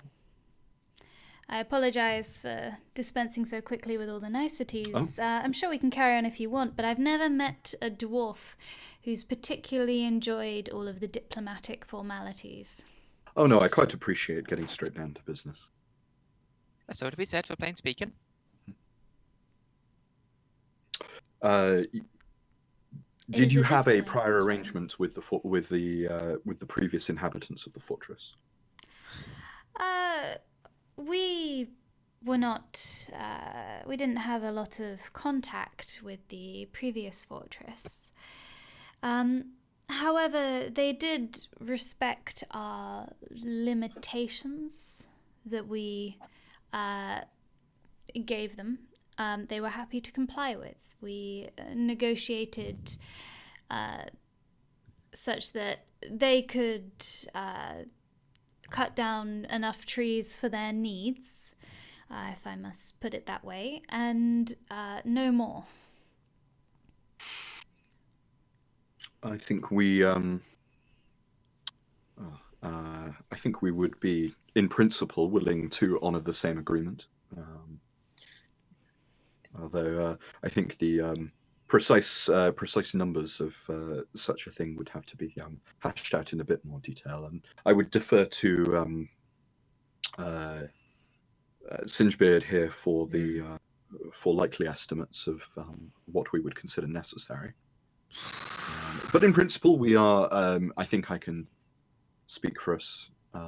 Say we are wanting to get off on the right foot. Yes, and what we will ask, and what has worked for us previously and for other settlements, has been something very straightforward, like for every certain number of trees you cut down, you must also plant and then look after the saplings of, until they're of a good size, of an equivalent number of trees. And this is both beneficial for you, because it means you don't overextend, and, cut down all the trees in the vicinity, and then you're left with nothing. And of course, it maintains the forest for us. So just to check I'm understanding you, we say we cut down so many, we plant them, we grow them. We can cut them down again when we need them? Yes. Ideally, I think what would make us very comfortable in your intentions is if you were to plant and cultivate 2 for every one you cut down, and this way you can ensure that you will have plenty, and you can ensure, and we will be well pleased. It's not much more effort, since you're going to be replanting them anyway. We would also ask that you don't venture too far and cut down the old growth that you see closer to where we are. If this is your territory, it makes sense not coming in and taking your stuff. Yes, I think this makes sense as an initial agreement, which perhaps we may be able to negotiate revisions to in future if it suits either one of us to change the arrangement. But I think for at least the foreseeable future, that doesn't seem like an outlandish demand. Everyone will be very glad to hear that you're taking the forest seriously as both a resource and that we can use, and something we must maintain. That will be a great relief, I think, to everyone here. Now, and it is at this point that a servant returns with a selection of wines on a tray. So there's one row of 4 glasses, there's one with quite a medium-sized serving, like a fairly dwarven serving. Like they appreciate that you won't want the same servings as elves. There's appear to be 2 types of red wine, and then 1 very small amount of sherry each as well. Some kind of sherry type thing. Iona, you're good with this sort of stuff. What do you recommend? Am I? What do I recommend? Yeah. I guess it's a choice. We don't just, neck them all. Well, I usually go for a rosé, but let's try the wine. Please. And that is? I was just gonna Is that a flower? You'll have to forgive us. We were habitual ale drinkers in our old fortress.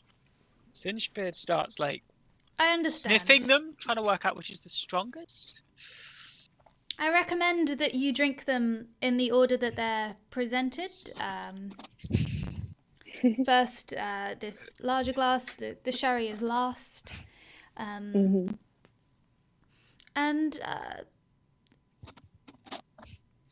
let's also bring in something for them to sit on. And servants kind of appear shortly with just carrying nice, super comfy. You've got rubbish furniture at the moment. These are some nice plushy chairs. Yeah. Possibly slightly too squishy. Like, I think you'd Yeah. probably sink a bit more. Those of us in plate definitely just. Yeah. Mhm, Those in plate kind of get absorbed by the chair a little bit. mhm. As attempting to hold a delicate wine glass with a mithril gauntlet, or not mithril, whatever it's not the mithril. greeny material that her gauntlet is made of. Just don't break it. And also sit down while holding the drink. So you gotta like hold it up. And yeah. I mean, that's not a problem. It's just the manual dexterity. Should we toast? To new friendships. To new friendships. To justice. Ah, yes, Drink. justice. We'll get to that soon enough. Hmm. Drinks the wine like it was ale by taking like an ale-sized mouthful. Yeah. Swig. Good negotiations. Is some nice wine. Mm-hmm. Hmm. Nam nam nam, tasty wine. Nam nam, tasty wine. And the sherry, when you get to it, it's really, really sweet. It's like raisins. It just tastes like raisin. Like a little thimbleful of raisin alcohol. Mm. Iona Reason likes is it. for that.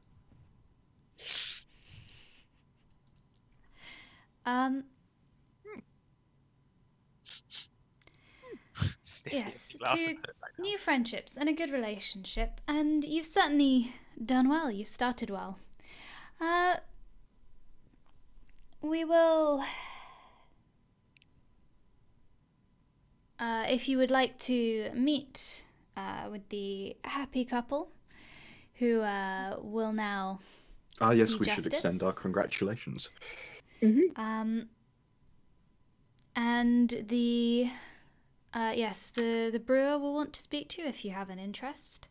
No doubt. You are, of course, welcome to stay and enjoy our hospitality. We I understand have that a... OC forgotten the words. There was another thing. OC, sorry, I blanked. Sorry, carry on. We understand that there was a reasonable trade between the fortress and your people in gemstones. Now we have yet to reopen the mines, but if we could come to some sort of idea of what it might be that you're looking to, your window there is quite remarkable. Yes, thank you. Whilst obviously we didn't get too involved with the fortress that was previously there, we did trade, yes. We had to offer, we have food, we have, no offense, perhaps you have craftspeople that are better than the last fortress, but our fabrics are of much higher quality. And they would therefore last a lot longer, really. It's just common sense, otherwise they're wearing through a pair of socks every week, the miners. Yes. Well, that seems like useful things to be going forward with. Yes. If there's anything more specific, you may ask us, but that is the nature of things that we traded with the previous fortress. Oh, excellent. Well, let's meet the happy couple then, shall we? Yes. If you return in perhaps an hour or so, we'll be ready for the sentencing of this unfortunate thing. Yeah, works for me. I'd like to see it. I will look over at Iona and see how she's reacting to this. Nods and smiles. Okay. Wonderful. Okay. All right. Yeah. I guess we will. Yeah, where were the? Okay, so you meet Aymar is sort of takes you with him outside. Mhm. There's a moment of like happiness of getting to meet a newly married couple, and then sadness when you realise this means we have to go outside onto the rickety platforms again. Mhm. They said return in an hour. That means we can go back to ground level, right? Well, actually, outside for an hour. that's not a bad idea, actually. Well, let's meet these two gents first, and then maybe spend most of the rest of the time properly on the surface of the earth. Okay. So Imar is he's just in a great mood. He's like, I think that went really well. You did a great job. Yeah, I think we're gonna have like a really nice. It's so good to meet dwarves from your fortress. Yeah, because we've kind of heard that you're there, but haven't met yet. And it's good to know Who your told neighbors. you? Well, you're pretty loud when you were on the way here. And I don't know. I don't think I should say things like, oh, have I said, oh, have I, was I not supposed to? Can I ask you a question, Imar? Yes. When we went in there, we were greeted as dwarves of Antonomol, right? No, it was all Yes. polite and proper and right and just. And where did you hear the name? I don't think I'm supposed to answer questions. I'll get in trouble. I think we should go meet the happy couple. You haven't met them yet, right?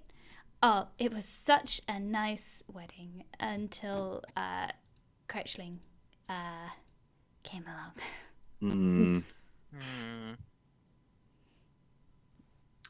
As we sort of walk, I'm going to cast a message to Dravora and say, if I weren't wearing a ring of mind shielding, I would suspect the Elven leader from plucking it directly out of my mind. It's what I would do.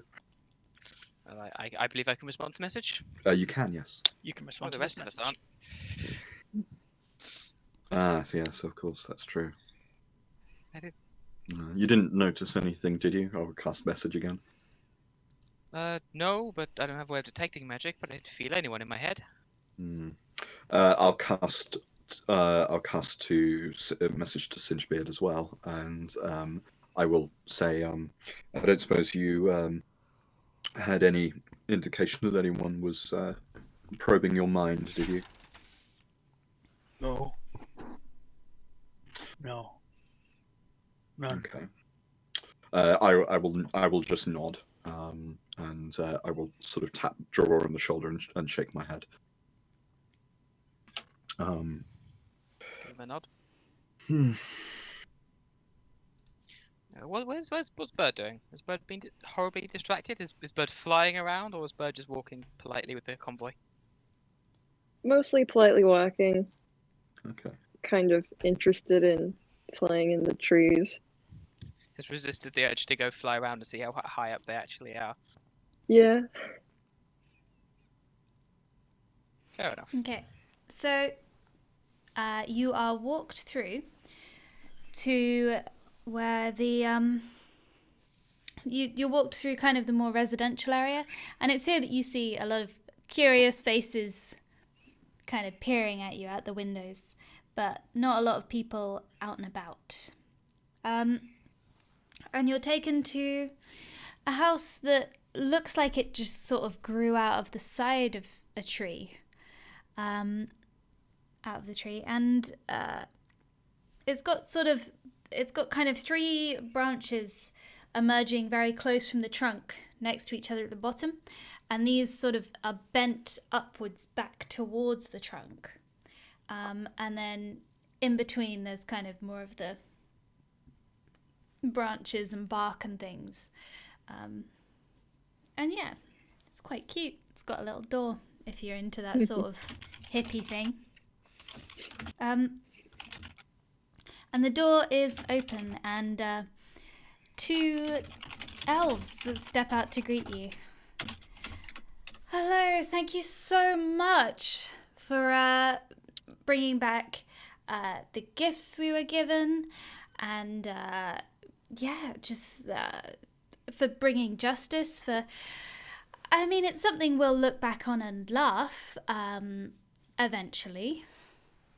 But it was really very unfortunate what happened that day.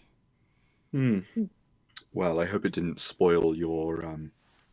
I hope it didn't spoil the ceremony overly much. Congratulations to you both. Thank you. Sorry, I'm Kevros, and this is Elas. And we're so glad because he stole some. He stole my favorite slippers. He stole some of our wedding presents as well. He stole this really sweet gift that my mother-in-law had got for me of this mirror and this comb. She said she'd. Oh, excuse me. The height doesn't agree with me. Oh, it's very. Come on in. Let me get you away from the precipice. Please. That's much appreciated. Thank you.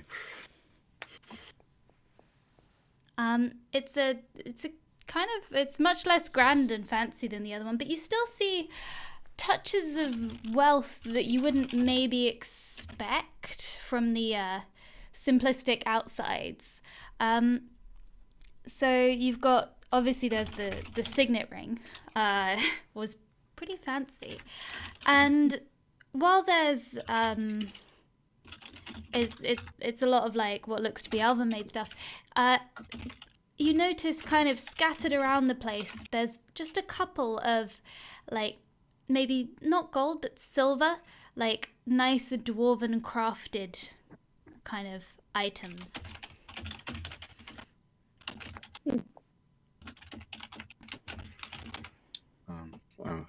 I guess I'll nod at them and say, clearly you are men of taste.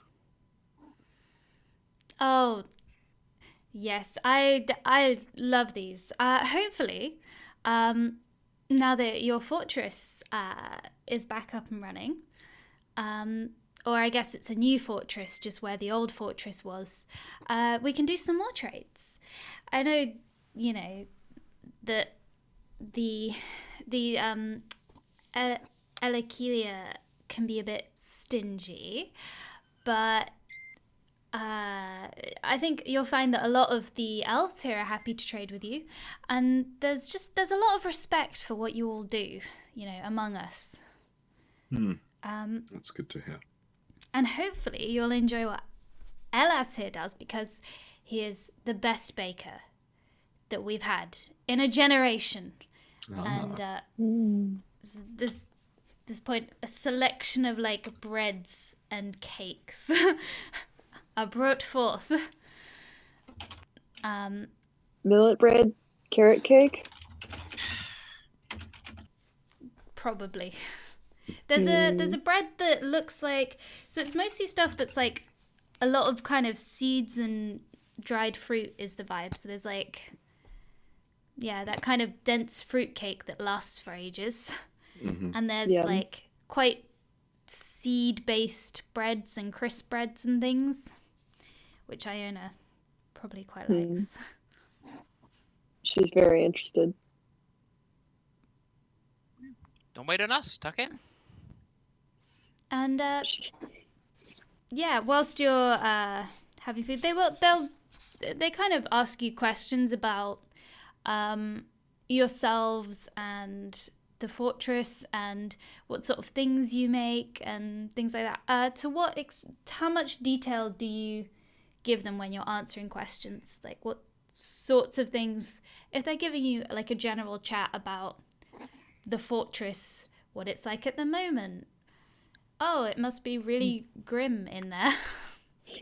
Have you cleaned it up? That sort of thing. How much do you give away? I think at least Dravora will, when he says, "Have you cleaned it up?" We'll discuss the wonderful. We'll not give any like logistics, but we'll discuss wonderful things like, it's still full of wonderful engravings and murals and statues and basically sing all of the praises of all the wonderful dwarven crafts in it. Won't like mention the like magic forge or the like plumbing system or anything. Just point out that it's got lots of grand, pretty things, and it's a wonderful fortress. And I will say that I'm very much looking forward to spending some time cataloging the history of its walls. Yes, history. Always a subject of contention, I find, for creatures with long lifespans. It seems so much more necessary for the short-lived folk, because they need to remember things that have happened in one of our lifespans. But a quick glance over to Iona, who may have heard that barbed comment, but also may just be too busy shoving 3 different types of bread and cake into her mouth. I'm not sure. Bread. Tell me, do you have a lawkeeper or a historian amongst you? I'd be very interested to meet them. It's a bit of a... I think you'll find that the history is to us quite a personal thing. I see, yes. It's something that it's a lot of what a lot of elves have lived, and it's stories that are passed down within families, and it's something people tend to hoard a little bit. Oh, I very much understand that. Knowledge is power, after all. So I'm sure yes, there are people who know a lot of the history of this town and the area, but yeah, you probably won't find them very forthcoming. Well, that's a shame. We had rather been hoping that as neighbours, as new good friends, that we'd be able to find some things out. But I understand it's not the way of your people. Oh, there's still plenty of things we can find out about each other. So, tell me more about these statues and engravings. I can show them my sketch of the bird statue. They love it. Can they have the sketch? No. But I can make a new one for them. They are very excited at this. Do you like sit down and do it then? Like make a copy? Yeah, I can do it then. Yeah, they ply you with lots of like seed-based breads, and like whilst you keep sketching, the bread and cake keeps coming. Nice. I guess actually, because I have no real reason to hide any of this, I'll probably go on an extremely lengthy explanation of the engravings, primarily the ones that are the ones related to battles with orcs, and engravings of sort of various heroic deeds of the kings of the foot. And I will sort of mix in some of my own speculation into that as well. But basically, I'm just flexing a bit because... You flex on them with your fortress history. Yeah. Sinspid will join in for bits of that. It's like the first time he's really said much up here, but like stonework he can get behind, sure. I can understand this, sure. You all geek out at the elves for a while about all the nice stonework in your fortress, and they seem on board with it. Which is very unusual. Actually, do I think this is unusual for elves? They're not super into the like details of the stone. When you like get into that stuff, their eyes glaze over.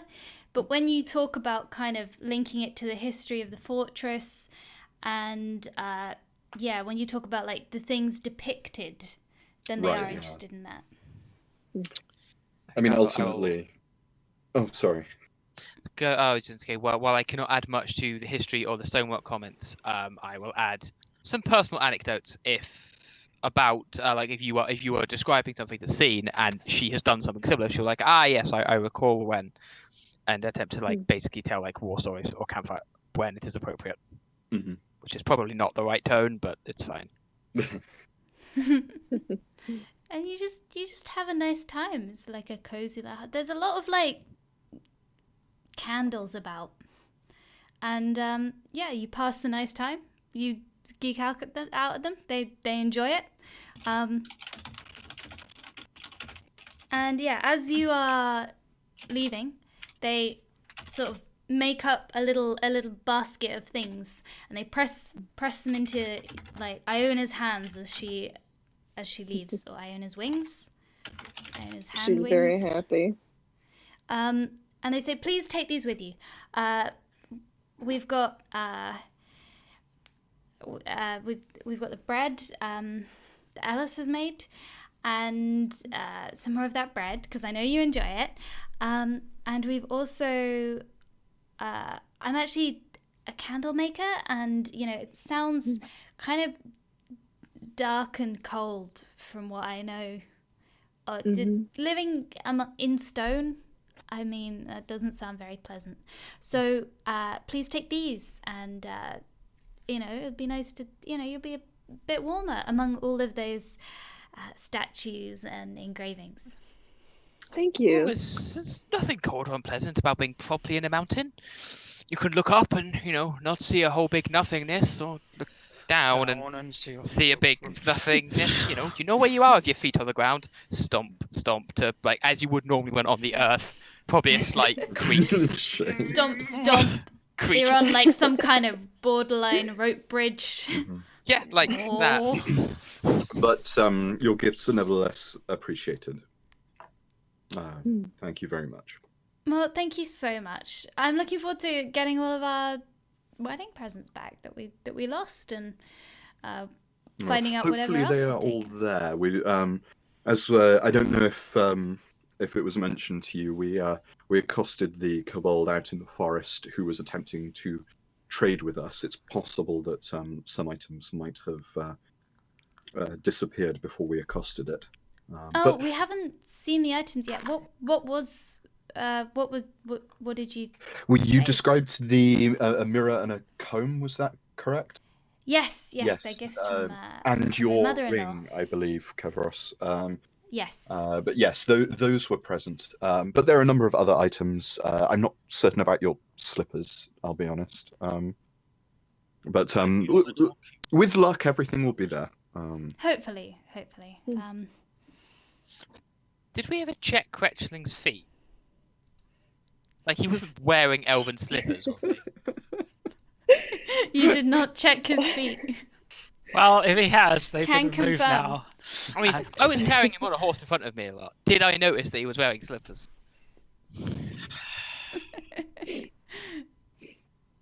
Yes. Really? Cratchling! They're probably not in great condition, in fairness, if he's been trouncing around the woods in them for a while. It wasn't like super obvious because they were covered in mud.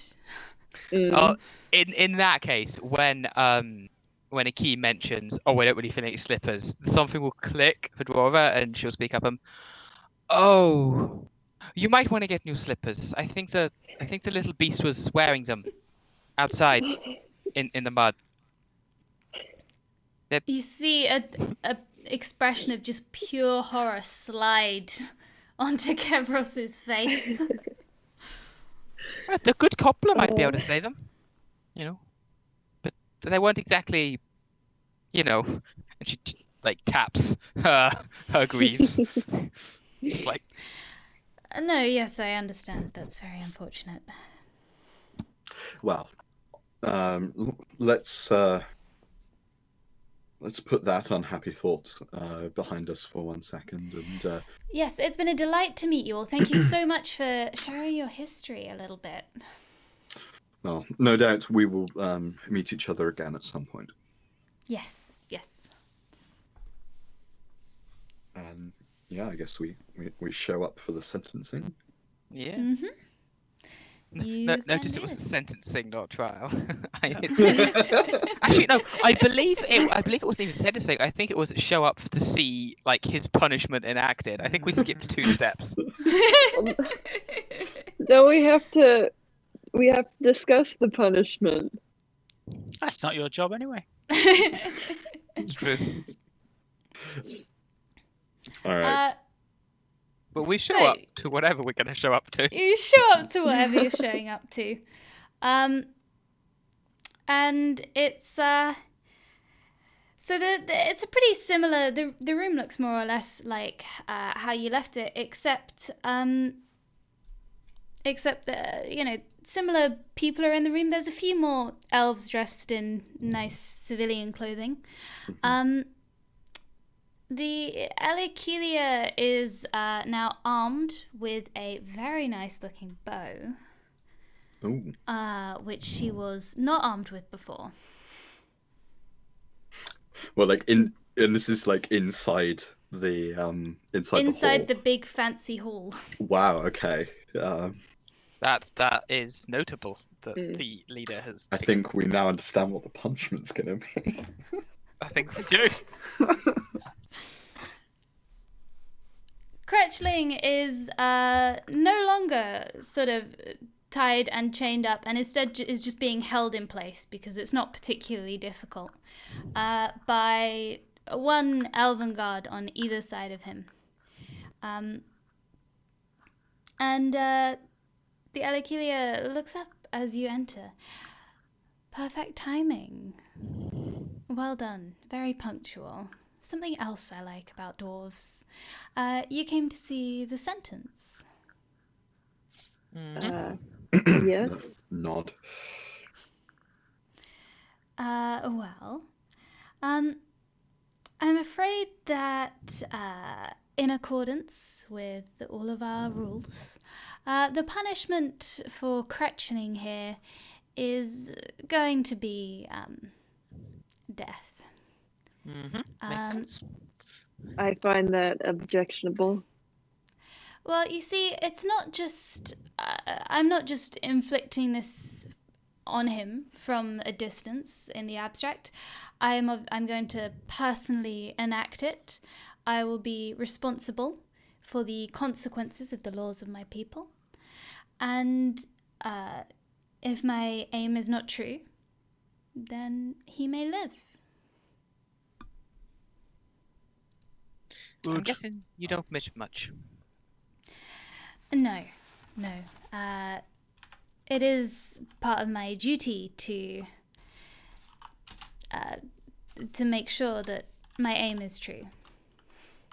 Just look over at Iona. Like, what sort of expression does Iona have on her face at the moment? Or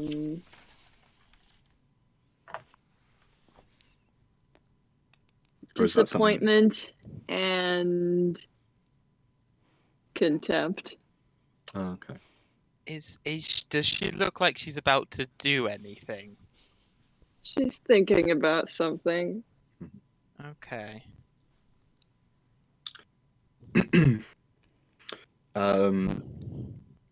Before you enact the sentence, I do apologize. I don't wish to delay affairs overly, but I did promise my companion here that she would be given an opportunity to speak on the creature's behalf if this were to be the sentence. I do not personally expect you to change your mind. It is your law after all, but I did say that I would ask if she'd be able to speak.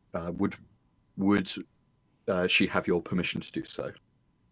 Yes, you have my permission to speak on behalf of this creature.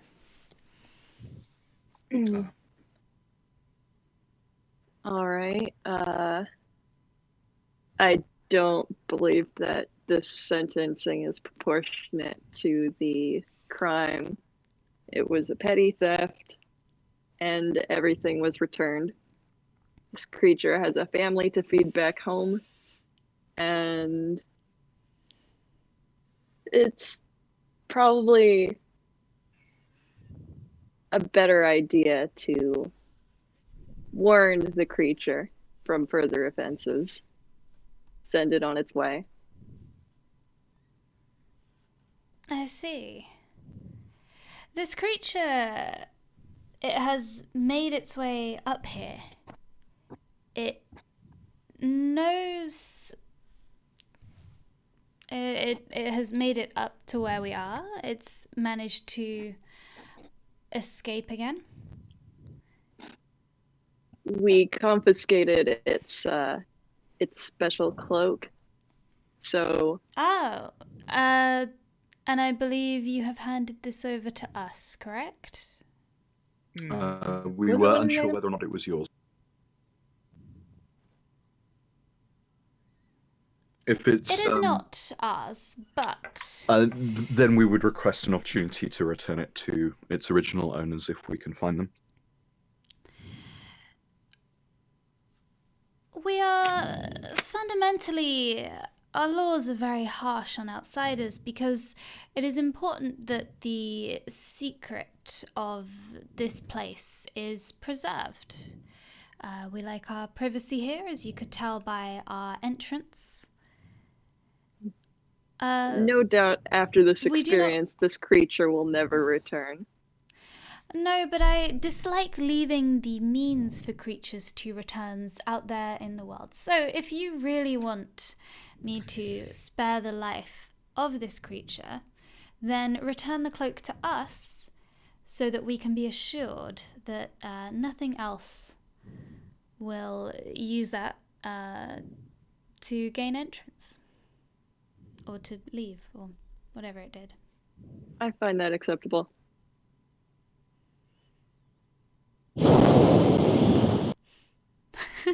Anyone else want to object?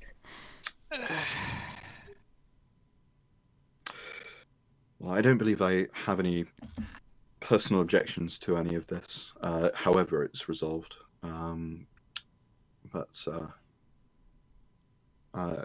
Whatever you think would be the best gesture of good faith.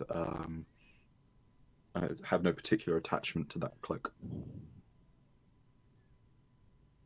As far as I'm concerned, creature broke your laws. All I want is make sure its justice is followed. Mhm. Whatever that is to you, ma'am, is what it is.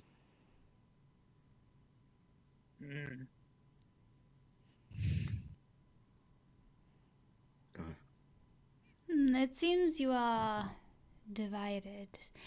Is the offer of the cloak for the creature's life accepted by all of you? Is that an option for me to consider? As long as you consider that to be acceptable under your law, then I think it is acceptable to us, and I will look over quizzically at the others. Strokes his beard. There's a curt nod. By my reckoning, that's everything followed. That'll do me. Well then, I will turn this creature over to your doubtless much kinder judiciary system. And you will hand over the cloak, and we will have negotiated this first diplomatic difficulty with some grace, I think. A slight grunt at the much less harsh justice system. And we're all sitting here thinking, yeah, we're going to hammer this kobold to death. I mean, like, it now goes through our justice system, so That's true. yeah. Mhm. So fine. Yeah, well, we'll hand over the cloak if we haven't already. I think we probably already did. Yeah, I think we did. So, hand over the cloak. Mhm. Examine the cloak. Seem pretty, yeah, nice. They seem pleased with the cloak. And yeah, they release Cretchling back to you. Put the handcuffs back on him. Is he still wearing the slippers? Yes. I'm taking the slippers off. The slippers are very muddy, That's not the point. but not as muddy as the feet that were wearing them. I like to imagine that Dravora like grabs Cretchling by the ankle, physically holds him upside Yes, down, absolutely. and just peels them off. Yeah, she's picking up an object. That's the most efficient way to pick up the object. She's showing this creature no respect. They're already And ruined. please, take this small symbolic gift with you. And there is a bottle passed along. It's probably alcohol. It looks like alcohol. Please, take this as our gesture of goodwill.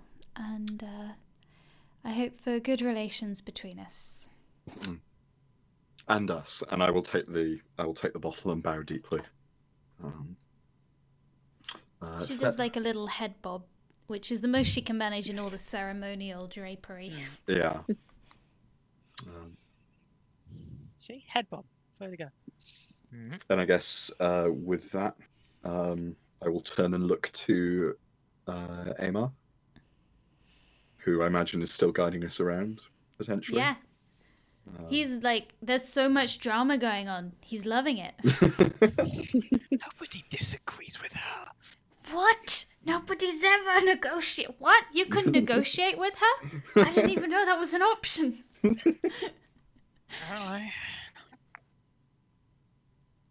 So yeah, he's ready to take you. He's like nodding, like gives you a little thumbs up. All right. Oh, one little stop before we leave. Mm-hmm. I need to pop back to the groom's house. Last thing to return. Holds up muddy slippers. They're ruined and useless. Ah, yes. We shan't trouble you much longer, Elakilia, and I'm sure we will meet again at some point soon. It's been a pleasure. You've been very agreeable, and I hope our relationship stays this agreeable. We'll nod and step towards the door. Yeah, I'll give him another like dwarven salute and a nod and leave. Trudge. Trudge. You're nearly back on solid ground. Almost there. Come on. See, Gingerbread is the least happiest a creature has ever been. Yeah. So, Amar takes you back to the entrance. He's got increasingly familiar. He did the like formal greeting at first, and then he pretty quickly warmed up to you. And at this point, he's like, he's really relaxed as he takes you back to the portal. He goes, right, here you go. You know where to find us. Is there a way by which we might be able to attract your attention without sounding a large horn in the middle of the forest, or? This tree. I see. And if we simply appear from this tree, we won't be met with any hostility for intruding. Well, you'd be met with guards, but the guards shouldn't be hostile. Good. Just wouldn't want to fall afoul of your notoriously punitive justice system. He's I will always like that. I will smile broadly as I say that, like it's clearly a joke. Well, hopefully none of us will fall afoul of yours. Oh, don't commit any crimes, you won't. Simple. You say it's simple, but everyone's got a different definition of what a crime is. So that was a big part of his problem, is just coming up here uninvited is a big crime. Yes, I'm not really sure this creature really understands the concept of private property. Short of possession is 10/10 of the law. Well, are you going to judge it relative to its own morality, or do you judge it relative to your morality? There's not an obvious answer. We have laws that it's need to be above kept my as head. well. Yeah, so if our laws don't comply with his possession is everything kind of thing, that's not really our problem. Well, it's pretty clear as far as I'm concerned. It doesn't really matter what he thinks. Depends wherever he is. Right, well, I'd best get you back on solid ground, so if you'll follow me. Oh, yes. And we'll follow. The pace increases slightly. Visor still down. Oh yeah, like I think because she had her helmet off when she was inside. I think like Anytime she goes outside. yeah, it's like helmet putting a diving helmet on. on. Can't see anything. Can't see anything. Can't see anything. And you end up back on sweet, solid ground. Hooray!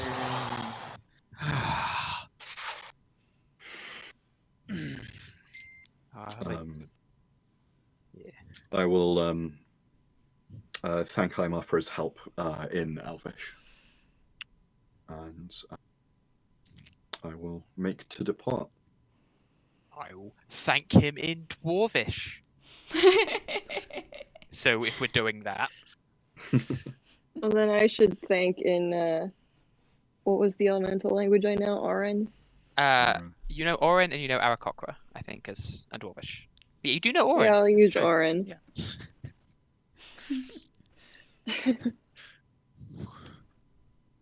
I feel like you just. I feel like Since just happy to be on the ground, right? I don't know why you're expecting something from him.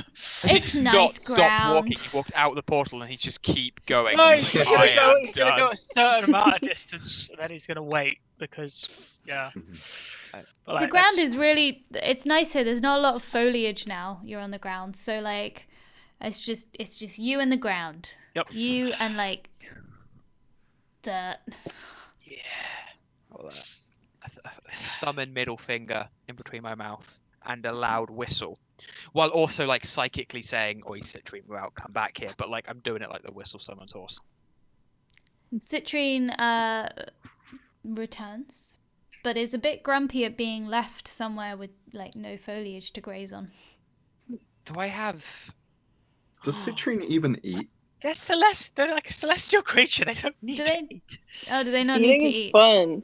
No, it does. It's an angel that look. It's Yeah, an I don't angel think that looks like a horse. It's Okay, not actually okay. a horse. Not grumpy then. I mean, it can be grumpy if it wants because it is also, yeah. you know, it's Yeah, it also has intelligent. personality. It Yeah. only has 2 id less than Dravora. It is smarter than your average bear. I was just kind of curious as to whether or not it even needed to eat. It is technically smarter than a character I have played before. Yeah, that's true. A lot of things were smarter than that character. Yeah, like a 5-year-old. It's also true. Alright, well, oh, wait, the elf is gone, so the elf probably won't see this. Or if the elf is watching, the elf is going to see this. Thought, horse seed bread. hmm Give it some bread. It's like, oh, here's some food then. Be grumpy. Hard to be grumpy when you have seed bread, as Iona will probably confirm. My bread. Well, I assume we each got some, even though like I think Iona got a lot more. You all got some. Iona was kind of carrying the basket, but the basket was for all of you. It was payment for my work. I thought he like gave us all like here have like this, and then like gave a separate like gift to Iona, but I may be mistaken. Yeah, little bonus. You all have some. Iona's got a bonus for her good sketching work. Like a special like bun or something. Some shoe pastry. Maybe just straight up roasted seeds. Yum. Yeah. All right, and I think with that, We walk. Yeah, you walk. I have So- one question. Mm-hmm. We walked in there with a Quetchling, which we handed over. We now have Mhm. back. A donkey full of gear. We handed over the gear. Where is the Yes. donkey? Good question. Did we Oh, just the not donkey get should the have donkey come back with this. Like, what did we get back out of that? You got the donkey back. They just so like sometime after we leave, there's just like a murr as a donkey's booted out the portal. Well, they have everything else then. Yep. Takes a bit of coaxing to get a donkey through a magic door. So as we're walking away, I'll switch to Dwarvish, and sort of just generally sort of wait until Aymar is out of earshot, and say, well, I'm not very happy about that tree replanting business. What's wrong with it? It seems like a lot of extra busy work. I mean, one tree for every one we cut down seems reasonable. 2 seems like a bit of a stretch. Which did we Just do toss an agree to extra in the end? seed. We agree it was 2. Every tree we cut down, we replant 2. We can just But- stick a seed in the ground and ignore it, though, right? Well, I mean, it depends on how good faith you want to keep the agreement. But ultimately, I did make it clear that this would be something that we would consider renegotiating in future. So I can't imagine we'll have to do it for too much longer. As soon as we're established, we should be able to. And we have things of worth to trade. If we can get some gems and such, we might be able to renegotiate that back down to just 1. You know, there's the other thing as well. And the other thing? We never did find out why they know our fortress's name. Now they could have read our minds, but I suspect they've been watching us for a bit more intently than they're giving on. No, I wouldn't be surprised. Especially We're for the probably fact being that watched now. It wasn't just her leader person that she says powering on despite that relevant information. It wasn't just their leader person that said the name. The way Aymar acted when we asked, it sounded like he knew something too, which you know makes it think like they all knew something. Or at least the guard did. Yeah, so I get the feeling that they've probably been paying attention to us for a while. They Well- can't like see through trees or anything, can they? To be honest, I wouldn't put it past them. Yeah. But We the plant beauty blood on of the things. arrangement we have is that we didn't say where we needed to replant. So we clear a break around the fortress, we can always replant further out into the forest. Yep. If you're concerned about seeing through trees. Well, in any case, we've... I think that went about as well as I was expecting. More or less. Yeah, no, not bad. Nominally friendly terms, potential trading partners in the future. I wonder if they'll do anything bad with that cloak. Probably nothing worse than we would have done.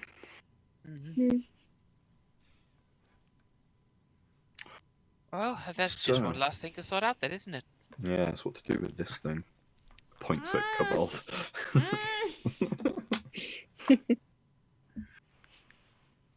Well, I tell you what. Iona, you spoke for it. You seem to care for the thing. You organized and set up a deal for its life. What do you reckon? I'm gonna send it home with its donkey and a piece of bread for its family, and ask that it not come and disturb us or the elves again, or risk, being executed.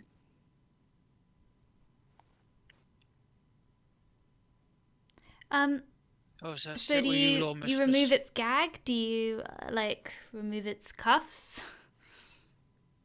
I'll glance Yeah, around. yeah. At the I guess when we others. get close to its home, we can release it. Mm. Do the others disagree with what Iona what said there? It's not my job for this. Akeem What? looks thoughtful but doesn't say anything. He seems to be looking at Dravora. Yeah. In the sense that Dravora is Judge. Dravora is Yeah. justice. So Like, this is your call. Well, I'll tell you where I'm at then. As far as I'm aware, this Mhm. thing stole a lot from the elves. We gave it back, and as far as they're concerned, justice was carried out. So really, there's not like there's any crime hanging over its head at the moment. Problem is, the thing's already told us that it and its whole family don't have any idea of what property is, and will happily wander and take anything they can find nailed down and think that's the right way to behave. Well, And it now he knows where knows we live. better. We very much doubt that. I'm He not. can Yeah, teach so I'm his not sure family. it really understands the concept yet. But I think we could frighten it into never appearing near the fortress again. That should be. Well, fairly let's just straightforward. ask it. I want to ungag the creature and ask if he understands. I think it's currently Please like take usual, on responsibility. Citrine's lap, but you can come over and ungag it. That's fine. Not Citrine's Mhm. lap, but it's on That. Citrine because it's tied up and yeah, exactly. It's on the butt with the saddle, so that's doable. Hmm Crashling thought he was gonna die. He was gonna die. Oh, thank you. But also, you shouldn't have taken Crashling there. That's what happens. Break the law, you face the justice. I didn't do anything. That was mine, and you took all my stuff. You're the thieves. You're the thieves because you took all my stuff away. Just to be very clear, Kretchling, if we find you near our fortress again, or any of your family, we will kill you. Do you understand? Yes. So what are you going to do? Go somewhere else. I'm going to cast Detect Thoughts. And I'm going to try and... I'm going to try and burrow Hasn't worked into... on him before. I'm gonna try it. Like, fuck it, Kretchling. Like, I'm gonna get into your head at some point. Oh my god, we rolled a dice. Okay. Surface thoughts are... He's obviously... So, you've been talking about him going back home. But as previously mentioned, he can't go back there. At the moment, so he's currently thinking of other places he can go. You can't go home? He kind of his surface thoughts. He's kind of like on board with you lot now that you've put him in mortal peril, but then saved him. Roller coaster of comedy emotions. It's a roller coaster of emotions, and he's kind of come back round to you. His current surface thoughts are he's concocting a plan to disguise himself and then take up residence in your fortress as a different kobold. Okay. I will then say to him, and if you try to disguise yourself as a different kobold, we will know. His eyes go wide.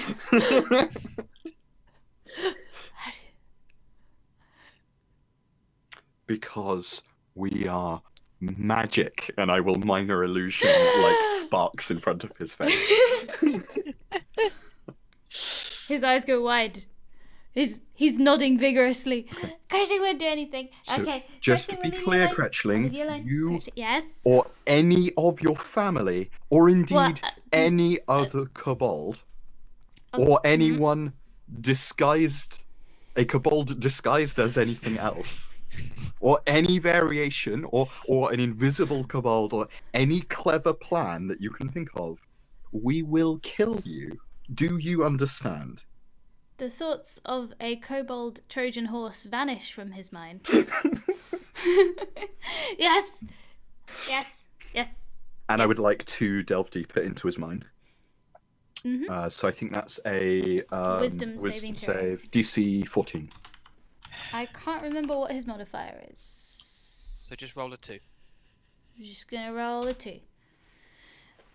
Close. That'll do. That's a KT2. Close. It's like a 2. I want to get a sense of genuinely how much he understands what I have just told him. He understands consequences. He understands the if you go here, then we will do this. Okay. He's like, if I go there, or any of my family go there, then bad things will happen. I'll have to go tell them, but they're all still mad at me. How do I go back there and tell them? They have to know, because otherwise they'll go there. And then they'll get in trouble. Has he internalized those are the consequences, so don't do it? Or has he internalized those are the consequences, so do it really well? Those are the consequences, so don't do it. Okay, good. All right. Because those are 2 different reactions you can have to that message. Well, And I sure will we're gonna get there. I will turn around to everyone else and I will say, I am reasonably confident that he understands what I've just said to him, and like in a more full sense. So I think we can reasonably now let him go without him posing a danger to us. Alright. Fine. Fine. On various collective heads be it. If I find out that you've gone over to Sellwater and stolen all sorts of things from there, Crashing doesn't know what Sellwater is. Oh God. Someone is in their mind already. Are they lying? Yeah, That's yeah. a lie. That's a lie. Cratchling's already been there, and some of those things you returned to the elves were from there, from Saltwater. Right. Okay. You know what? We have plausible deniability here. I don't much care about the humans. Really? Cretchling, I know that you know what Saltwater is, and I know you've stolen things from there. Just That is. Can I cuff him upside the head? Yes, you can. Ow! Stop it. Uh-uh. all right. I'm done dealing with this creature now. Can we let it go? Yeah. We shouldn't escort it. If you want to escort it, I think it's concerned about going home. It doesn't feel like it's welcome there, but it also wants to go and warn its family. But that sounds like its problem to solve, not ours. Yup. I'll take him. But I'll need one of you to guard me, because I don't feel safe around reptiles. And just look at the other two. Again, for the third time this session, the collective dwarf sigh. We have got this down to a fucking art form at this point. I guess I can take him. Tough. Worried of what, 30 of them? Well, Fine. I'm assuming the rest of us aren't going to try and mob us. If you are, we all can go over then, and we can. Oh. But that's exactly, can we just let it go?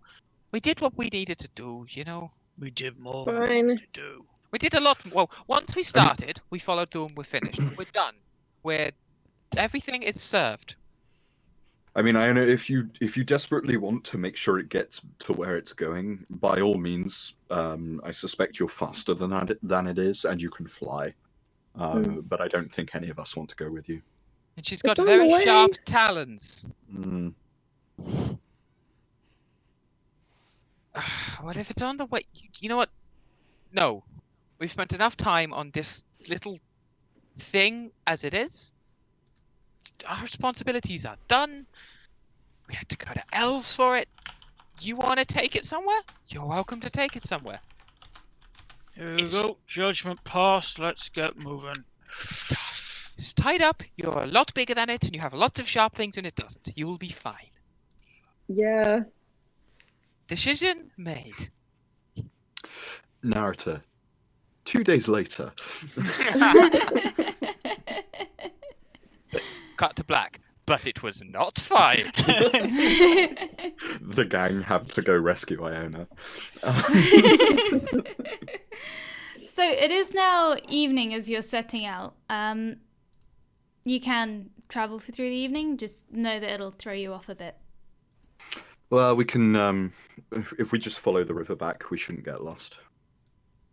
So it's another hour to the journey, but we're dwarves. We can head through the dark. Yeah, you And follow river up to the I'll mountain. cast follow the light mountain. on a pebble and hand Iona a light pebble so that she can see as well. We're on the world map, so I don't have to make that. Correct. Light has a range of 2 miles. No! Okay, so you head back to the fortress. And it is... I have one question. Go ahead. The dwarves are heading back to the fortress. The horse is heading back to the fortress. Does Iona want to take the kobold somewhere? So Cretchling will, if left to his own devices, just set off. I was gonna take him there once we got close. Sure. And in that case, he can continue to journey on the back of a horse in the meantime.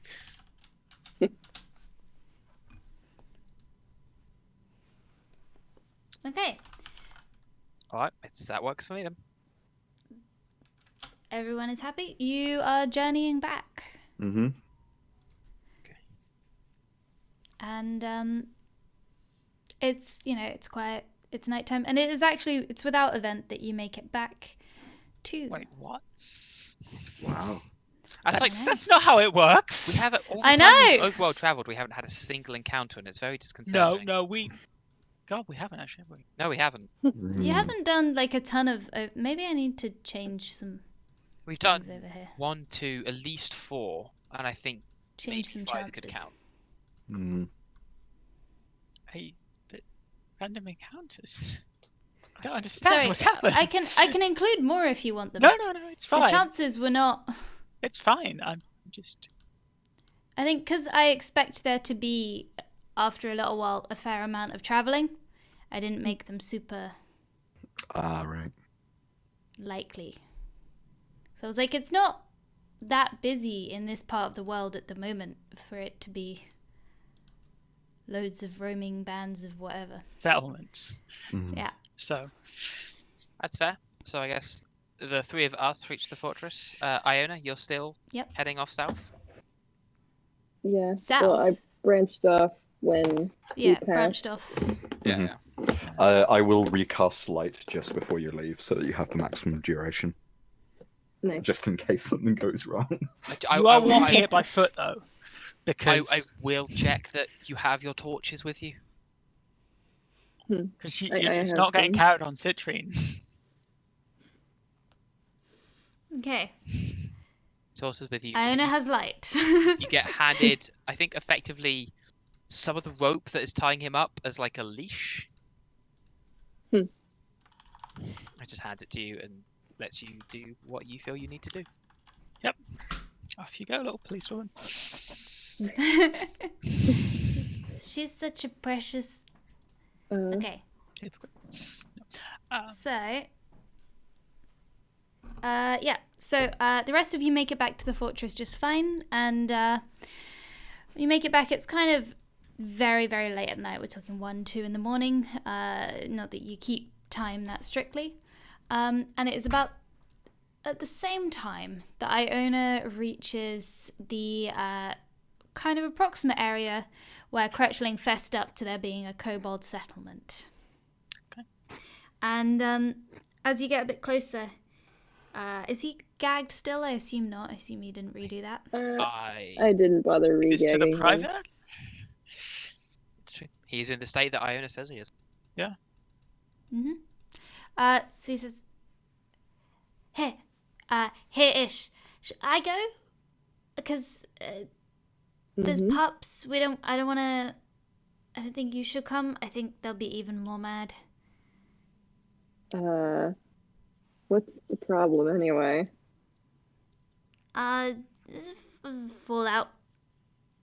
What It's fine. kind? I don't. They'll be fine. I have to tell them.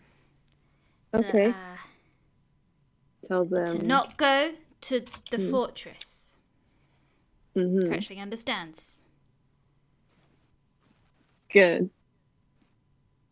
You wanted me to come with you? Not any further. Okay, take your donkey, have a bread. I'm gonna go. Thank you. Goodbye. Thank you. Do you untie it bye-bye. and manikill him, or just let him waddle off? Well, I should take my manacles back. You need those for more criminals. Yeah, he can keep the rope. Thank you. Bye. Bye-bye. Don't do anything stupid. Bumbles off with his donkey Okay, I'll go home. towards the mountain.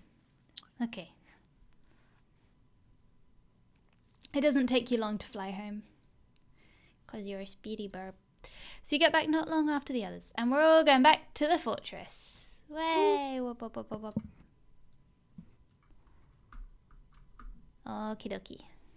I don't know what's dinner. Welcome back. No Crutchling. Crutchling's gone. To be asleep. And it's sleepy time. And it's also Oh, sleepy time for the GM I was gonna in say. real life. Yeah. Before I go to bed, 2 castings of the create food and water, Create food and water. Yeah. Yep. because I haven't used them for anything. Each casting is enough food for 30 people, correct? 35, I believe. 15 per 5. cast. 15 per cast. Okay, 15 per cast. So 30 people total. Got it. I am wrong, and I apologise. 15 Got a people proper or little 5 food seats. tracker. I got this figured out. Okay, and that's what we're going to call it for today. This is GM bedtime. Thank you. Excellent. Wow, I did not know how that was going to go. That was great fun. It's, Could have gone Yeah. a number of ways. Yeah. Yeah, it was a bit unexpected. Thank you. You made me a happy woman, and I appreciate that. This you love us Aw. dwarves. Yeah, it has. Thank you for playing.